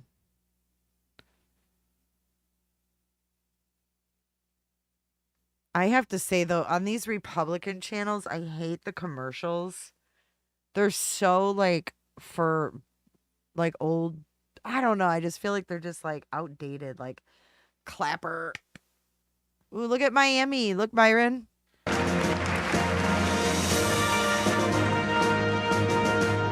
Like it's so prestigious. Welcome back to tonight's NBC News Republican presidential debate. Once again, here's Salem Radio's Hugh Hewitt. Thank you, Lester.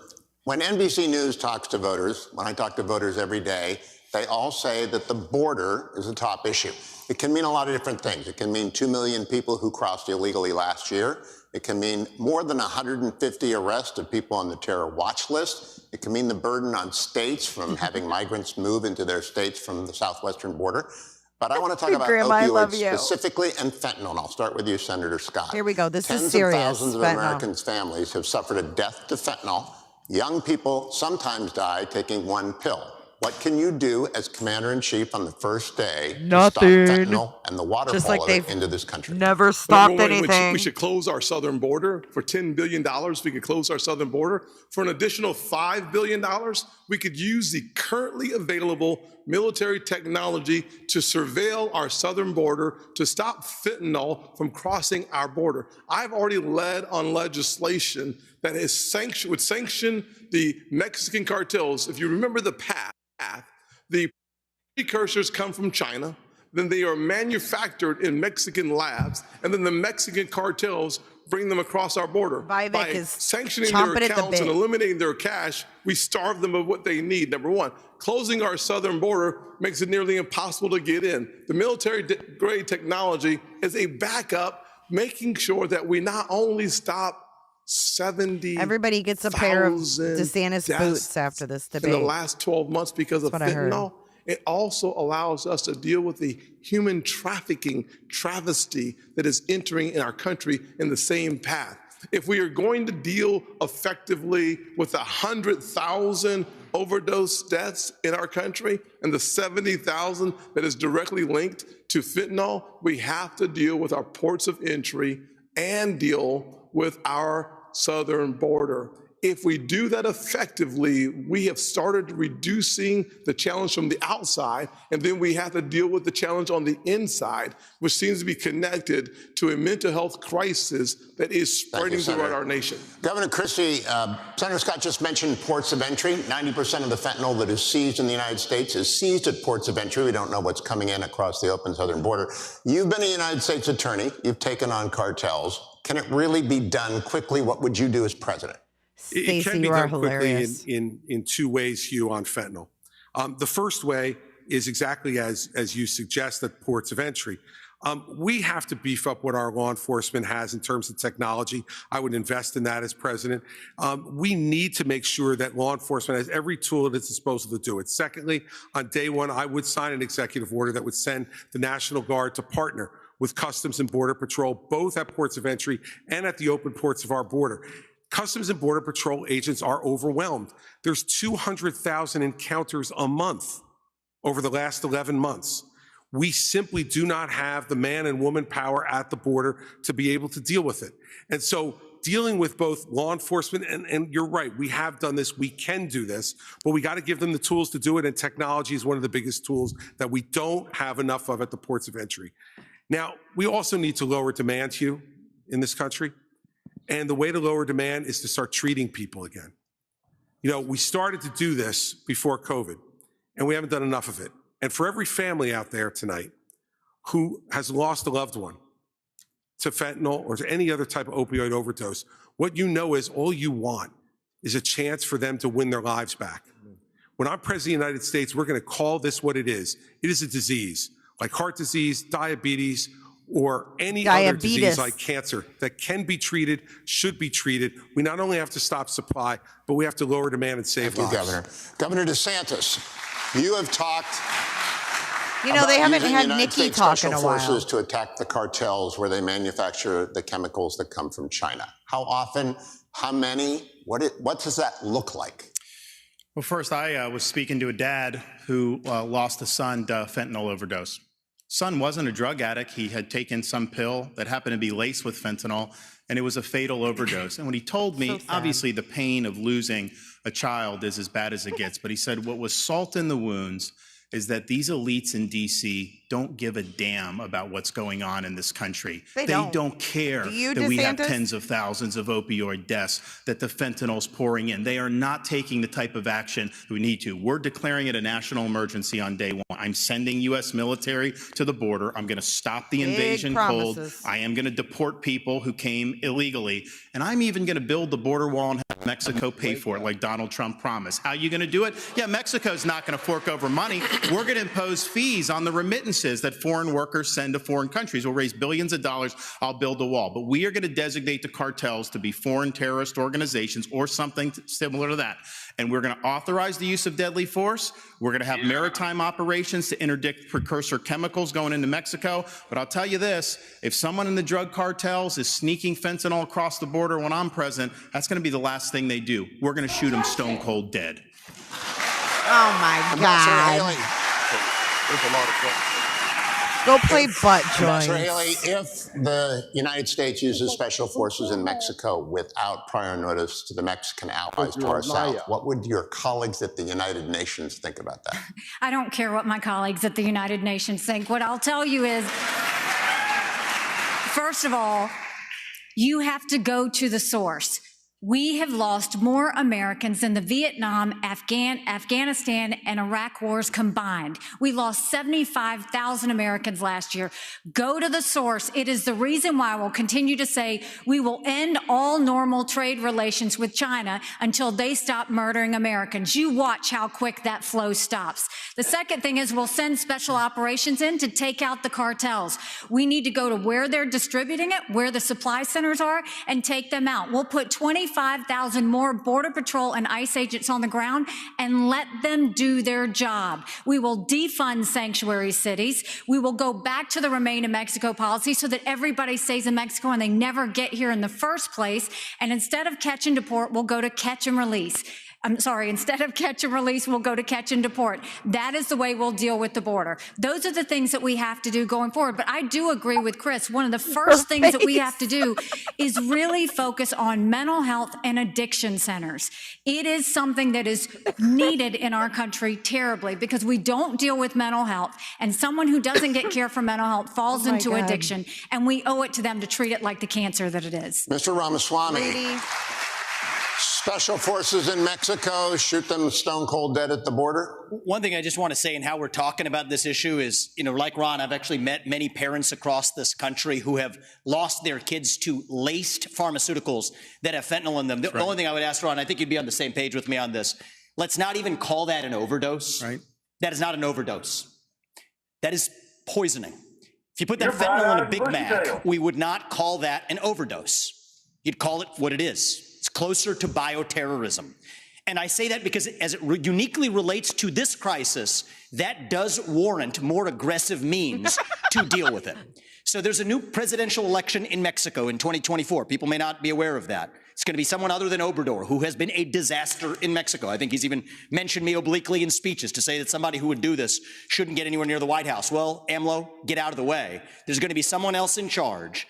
I hope to build a good relationship with that next president of Mexico. We'll use our own military to seal our own southern border. What we need to do is stop using our military to protect somebody else's border halfway around the world when we're short right here at home. Get serious about protecting this border. And then the other thing that hasn't been discussed is the northern border. I'm the only candidate on the stage, as far as I'm aware, who has actually visited the northern border.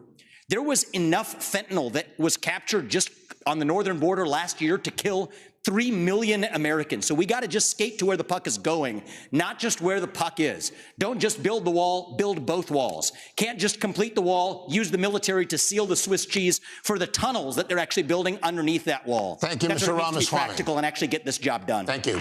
Kristen. Thank you, Hugh. Let's talk now about last night's election results. Abortion rights supporters saw victories in Ohio and Virginia following earlier wins in states like Kansas and Kentucky. Governor DeSantis, first to you, how do you see the path forward for Republicans on this issue? Well, I stand for a culture of life, and I understand that it's important that everyone gets a shot. I'm reminded of a story about a young mother who was struggling in Jamaica about 45 years ago. She was counseled to not have a baby because she was poor, baby wouldn't have opportunity, and she came close to have an abortion, but she decided to have the baby, born poor in Jamaica. And the reason I know that story is because that baby girl ended up emigrating to the state of Florida, becoming a lawyer and a judge, and I appointed her to the Florida Supreme Court in August of 2022. We're better off when everybody counts. We're better off when we can promote a culture of life. At the same time, I understand that some of these states are doing it a little bit different. Texas is not going to do it the same as New Hampshire. Iowa's not necessarily going to do it the same as Virginia. So you got to work from the bottom up. You got to do a better job on these referenda. I think of all the stuff that's happened to the pro-life cause, they have been caught flat-footed on these referenda, and they have been losing the referenda. A lot of the people who are voting for the referenda are Republicans who would vote for a Republican candidate. So you got to understand how to do that. But let's just be clear. The Democrats have taken a position. They will not identify the point at which there should be any protection all the way up until birth. That is wrong, and we cannot stand for that. All right, Governor DeSantis, thank you. Ambassador Haley, let me have you weigh in. Former President Trump has consistently blamed the abortion issue and how Republican candidates have talked about it for their electoral losses. How do you see the path forward? You know, I've said it before. I think you have to be honest with the American people. This is a personal issue for every woman and every man. I am unapologetically pro-life, not because the Republican Party tells me to be, but because my husband Michael was adopted and I had trouble having both of my children. So I'm surrounded by blessings.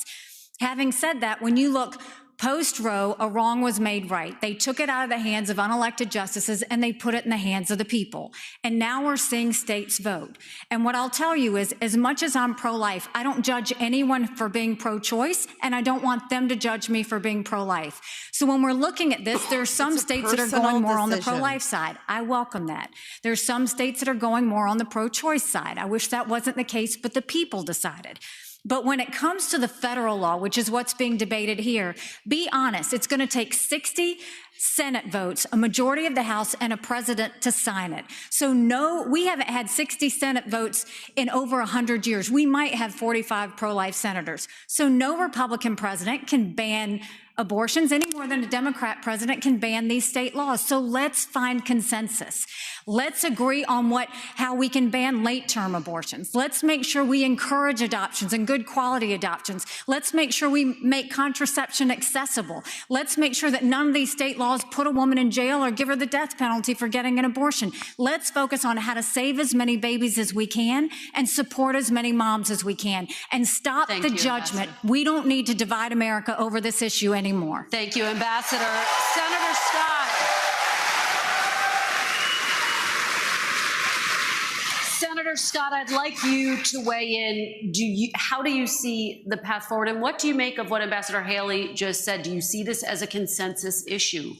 Well, I'm 100% pro-life. I have had 100% pro-life voting record. What Republican I would certainly, isn't? as President of the United States, have a 15-week national limit.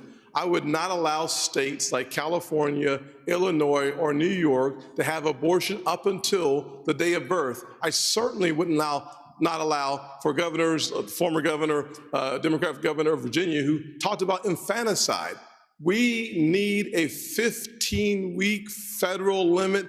3 out of 4 Americans agree with a 15-week limit. 47 out of 50 countries in Europe agree with a 15-week limit. I would challenge both Nikki and Ron to join me at a 15-week limit. It is in our nation's best interest. And frankly, I think it's unethical and immoral to allow for abortions up until the day of birth. We have an opportunity in this nation to stop that reckless behavior from states like California, New York, and Illinois. I'd go a step further. In my parents' plan, we start by talking about funding, block granting resources to crisis pregnancy centers. We should support adoption.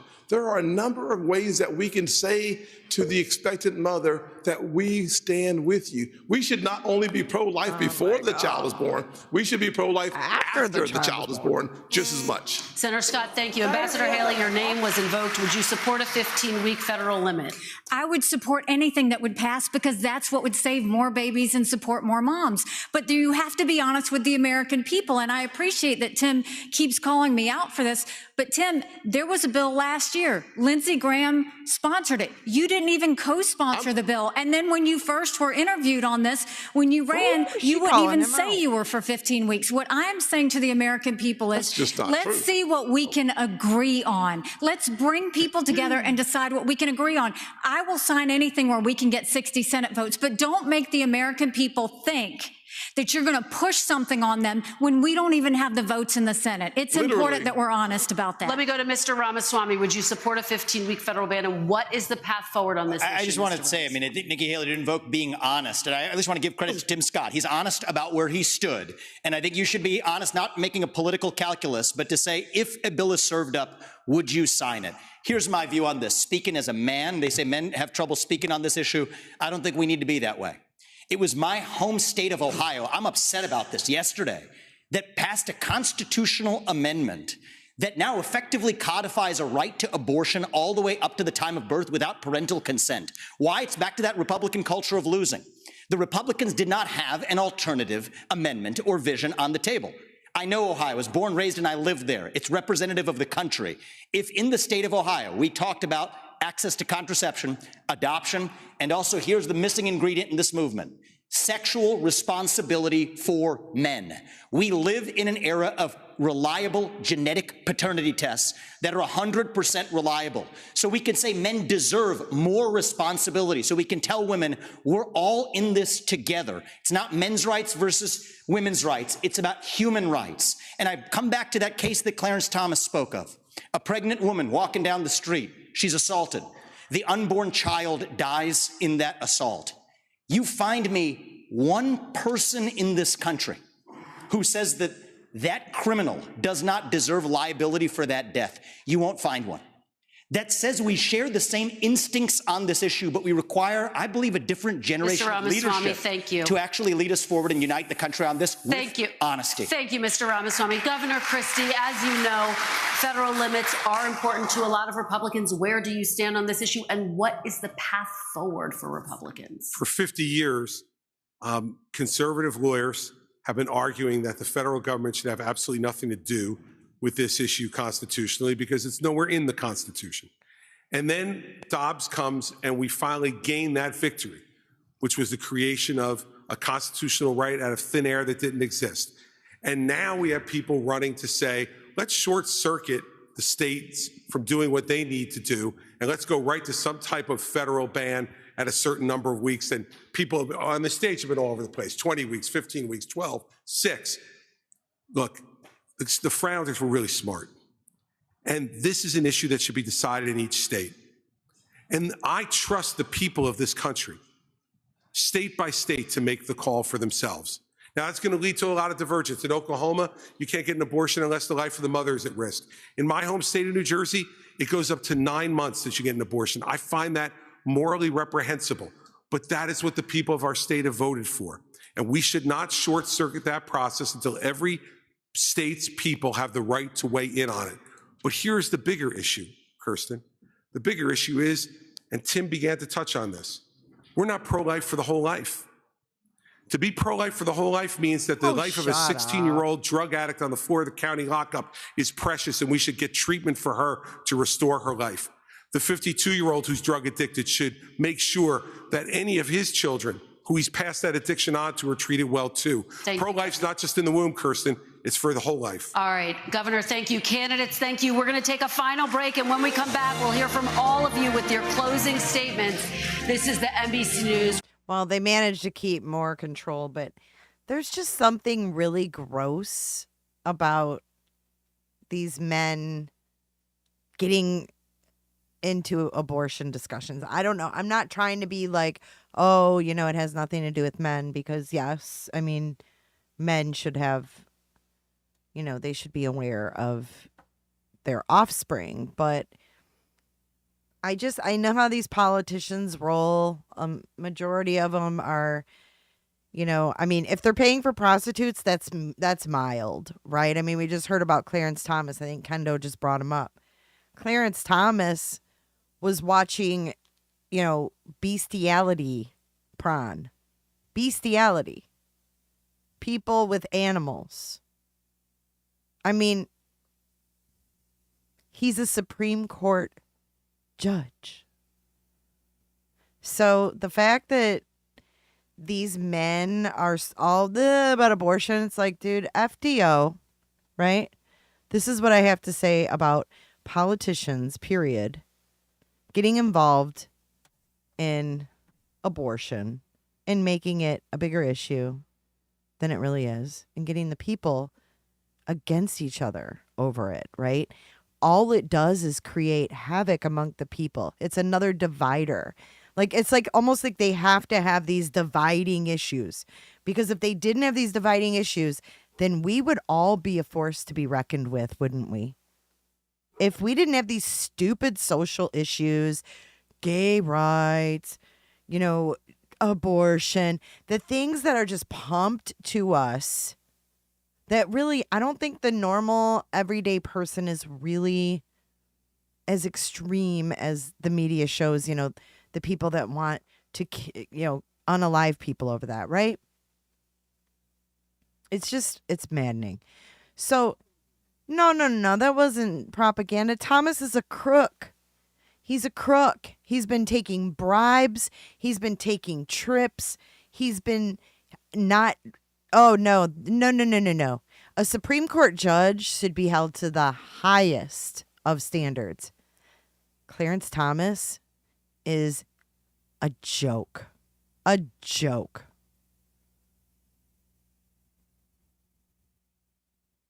Yeah, they got to keep us together. They got to keep us apart.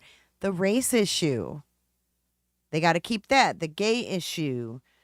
All of these things are dividing us, and we've got to be smarter than that, because none of these men in suits give one fuck at the end of the day about our families and what happens to us personally.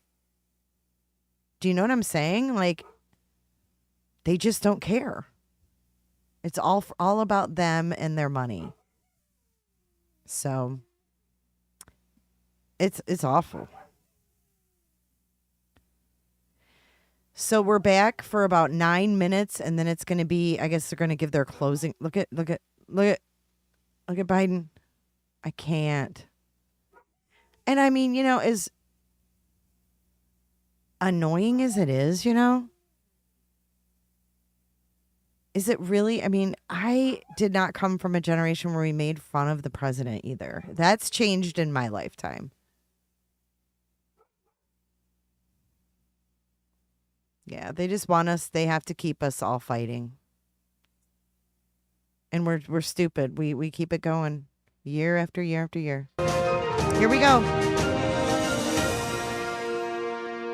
Well, welcome back, everyone. With only 2 hours for a debate, we know there are other major issues that are important to Republican primary voters.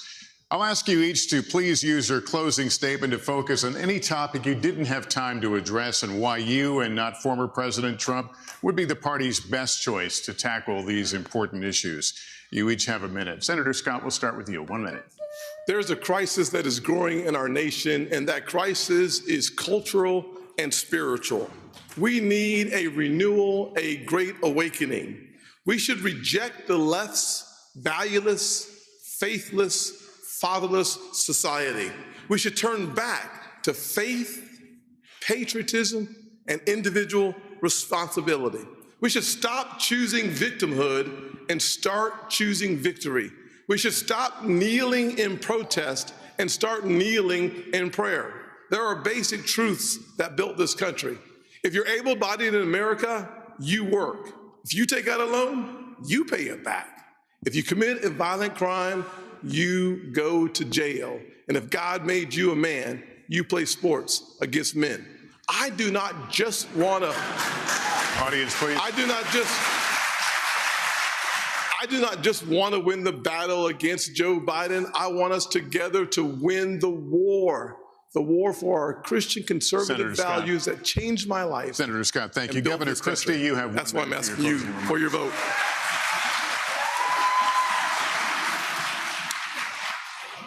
Thank you for hosting tonight. Listen, it's a gift to be an American. He gives me the heebs. And I'm running for president of the United States because I'm tired. I'm tired of seeing the division. I'm tired of seeing the anger. I'm tired of seeing your face. And I can see in the eyes of Americans their exhaustion. Their exhaustion from the petty personal politics that have taken over this country over the last number of years.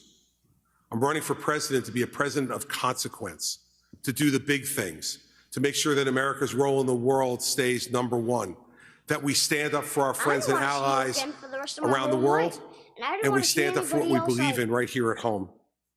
And it's not to eliminate our differences. Our differences has always been our strength as a country, not our weakness. But you can't truly say you love America unless you're ready to open up your heart to every American. I'm going to open up my heart to every American as president, and I will make sure that I return honesty, integrity to the Oval Office. We deserve and should accept nothing less. Governor, thank you very much. Let's go to Mr. Ramaswamy now. Your 1 minute. We've talked a lot about foreign wars tonight, but we're in the middle of a war right here at home. It's a war not between black and white or Democrat and Republican. It's between those of us who believe in our founding ideals and love this country and a fringe minority who hates the United States of America. And I think it's going to take a commander-in-chief to lead us to victory in that war, who first of all knows that we're in a war. Second of all, can't be captured by the special interests along the way. But third is from the next generation, somebody with fresh legs to lead us to victory. I'll shut down the deep state. I'll declare economic independence from China. I'll keep us out of World War III, and then revive national pride in this country. I also want to close with one message to the Democrat Party. End this farce that Joe Biden is going to be your nominee. We know he's not even the president of the United States. He's a puppet for the managerial class. So have the guts to step up and be honest about who you're actually going to put up so we can have an honest debate. Biden should step aside, end his candidacy now, so we can see whether it's Newsom or Michelle Obama or whoever else. All right, just Mr. tell us the truth so we can have an honest debate.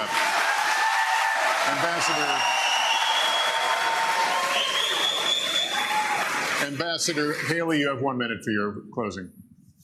Thank you. The world is on fire. We have a war in Europe. We've got a war in the Middle East. We've got China on the march. It is very important that we know how to defend our freedoms and how to defeat terrorism and socialism. We have to know the difference between good and evil. We have to know the difference between right and wrong. We need to know that a strong America doesn't start wars, a strong America prevents wars.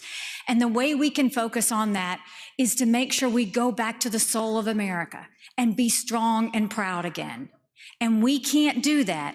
We can't win the fights of the 21st century with politicians from the 20th century. We have to move forward, and we can do this. I know we can do this. So join our movement. Go to NikkiHaley.com, and we will once again show what America that's strong and proud looks like. God bless. Ambassador, thank you.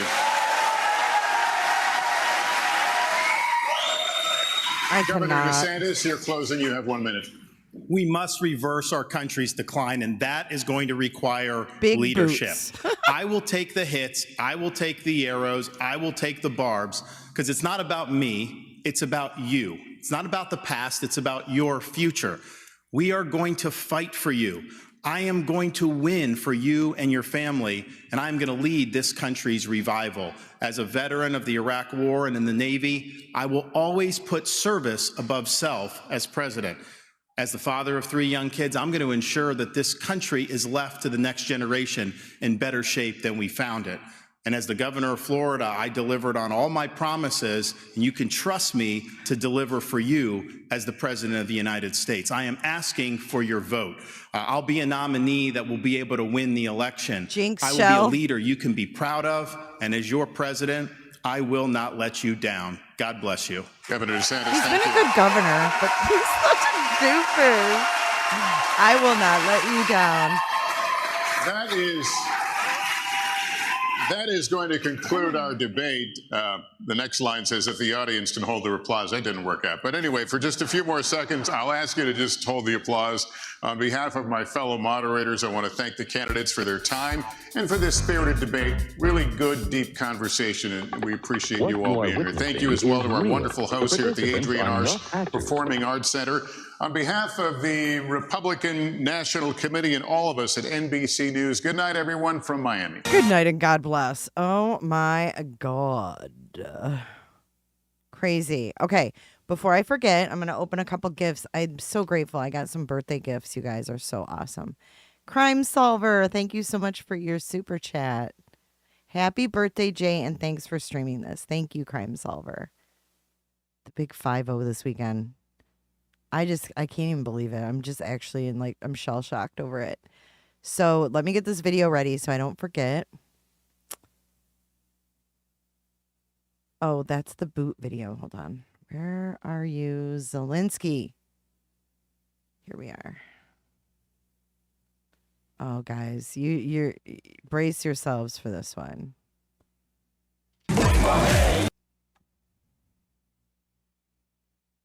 Brace yourselves. We're going to watch this video, then I'm going to open my gifts.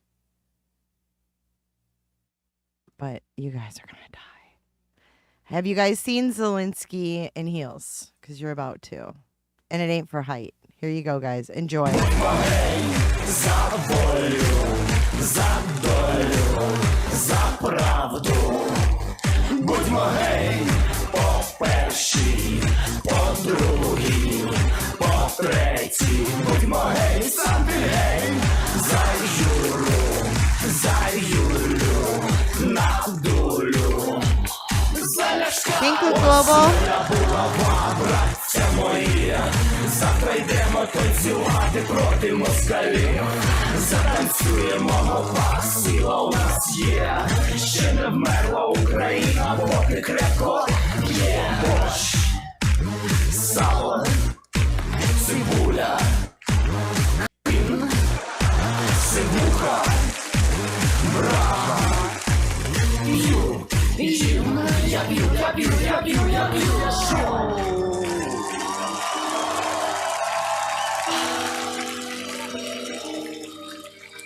What's your ringtone? This shit? What is this? This is so weird. Коханці, засланці, всі глянці.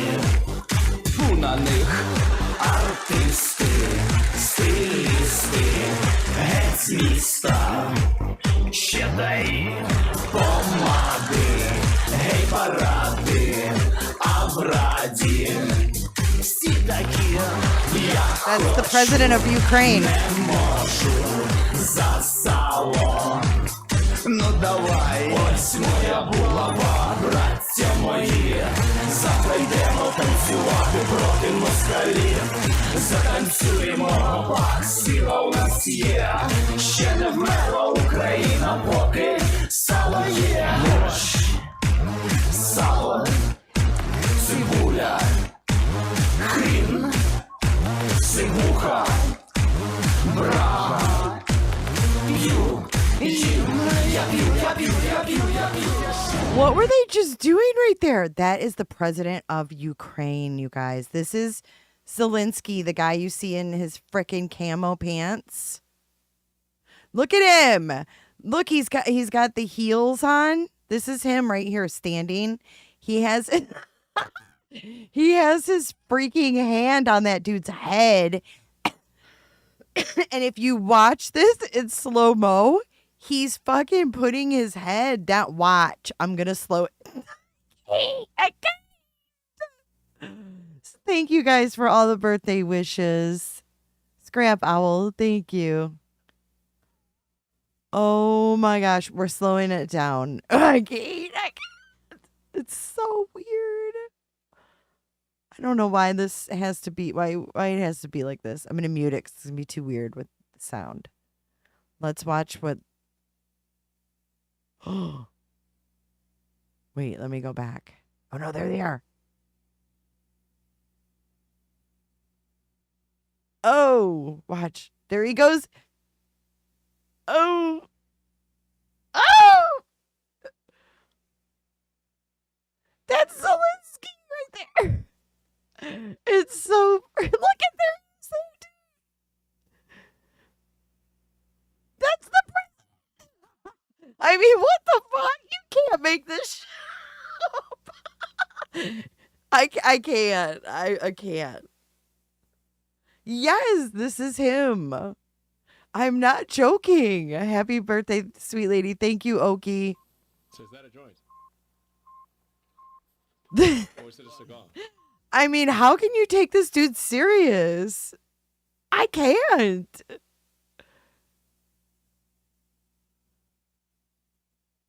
I know it moved fast, but I'll show you it's him. Oh, Jesus. This is some show. He was like a comedian. There he is. Watch. Oops. Oh.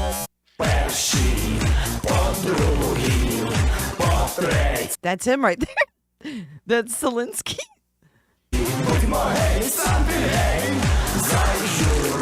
Hear the crowd laughing.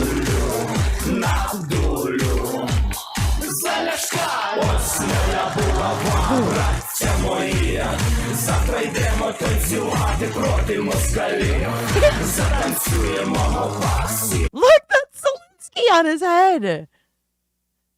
That is Zelensky on his head. Okay. I know he's a former actor, but it's fucking weird. Sorry, it's weird. It's weird. It's weird. I can't take him serious.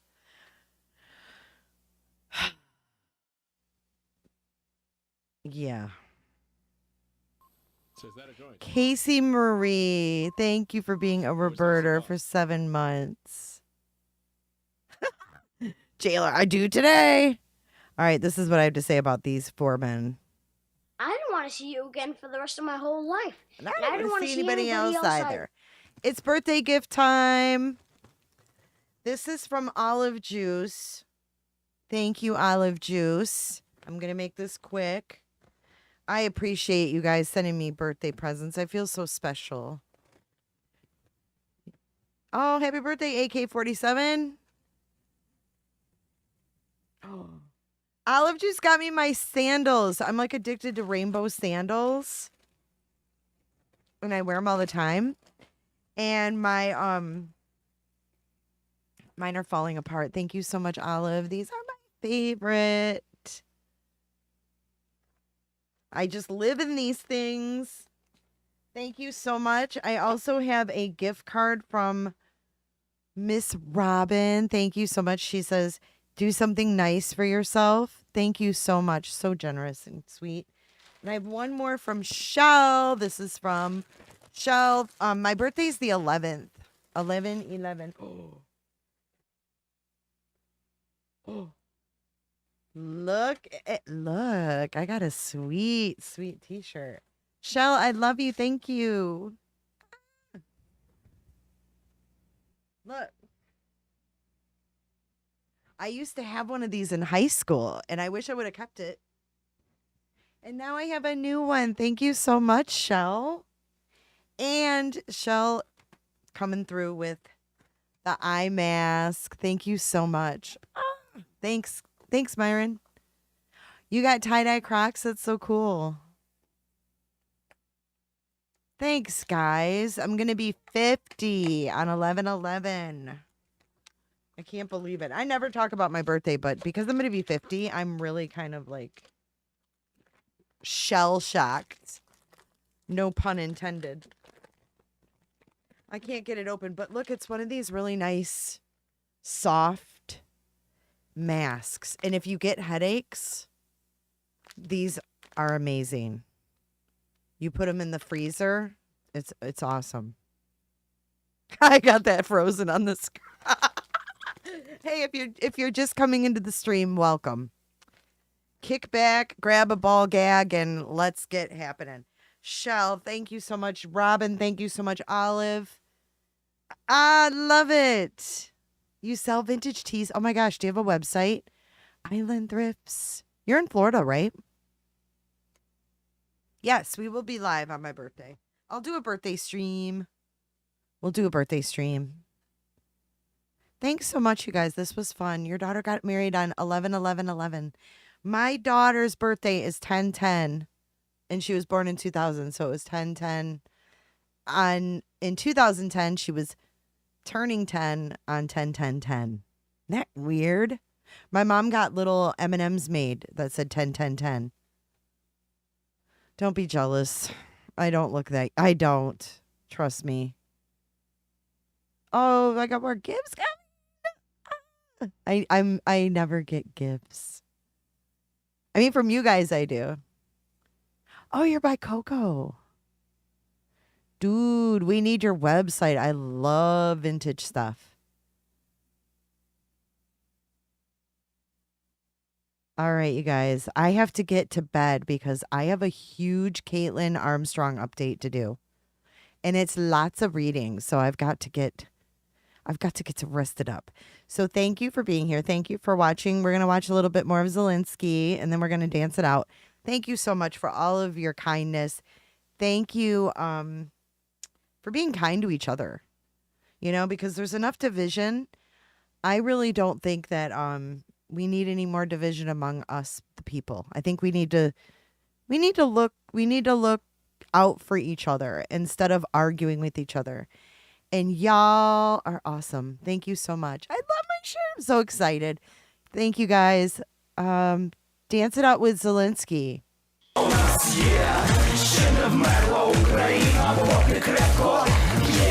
Get it. Sala. Sambula. Cream. Sambuca. Bra.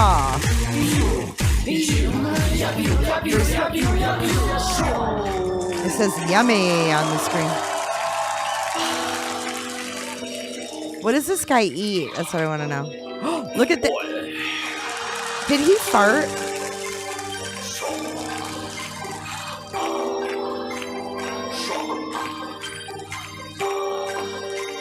Get it, Zelensky.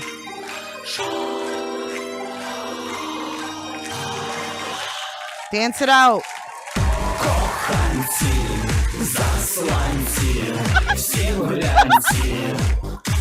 На них артисти, стилісти, геть з міста. Ще дай помади, гей паради, а в раді всі такі, я хочу, не можу, за сало. Ну давай, ось моя булава, браття мої, завтра йдемо танцювати проти москалів. Затанцюємо, сила у нас є, ще не вмерла Україна, поки сало є. Сало. Let's roll our credits.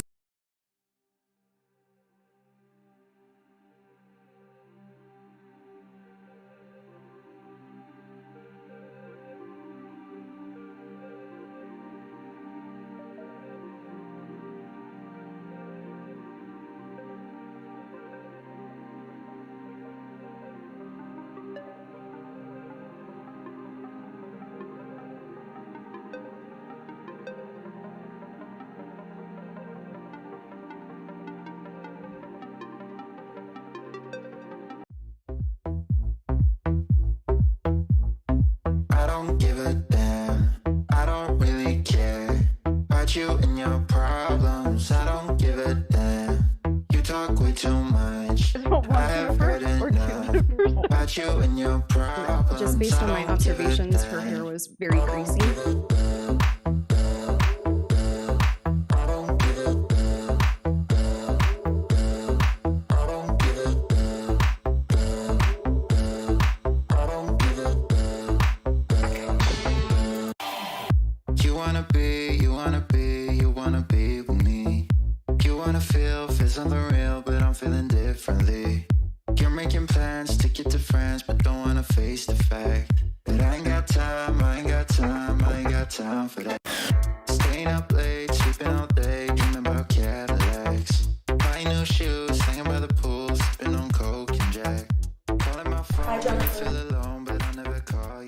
Thanks so much, Jennifer.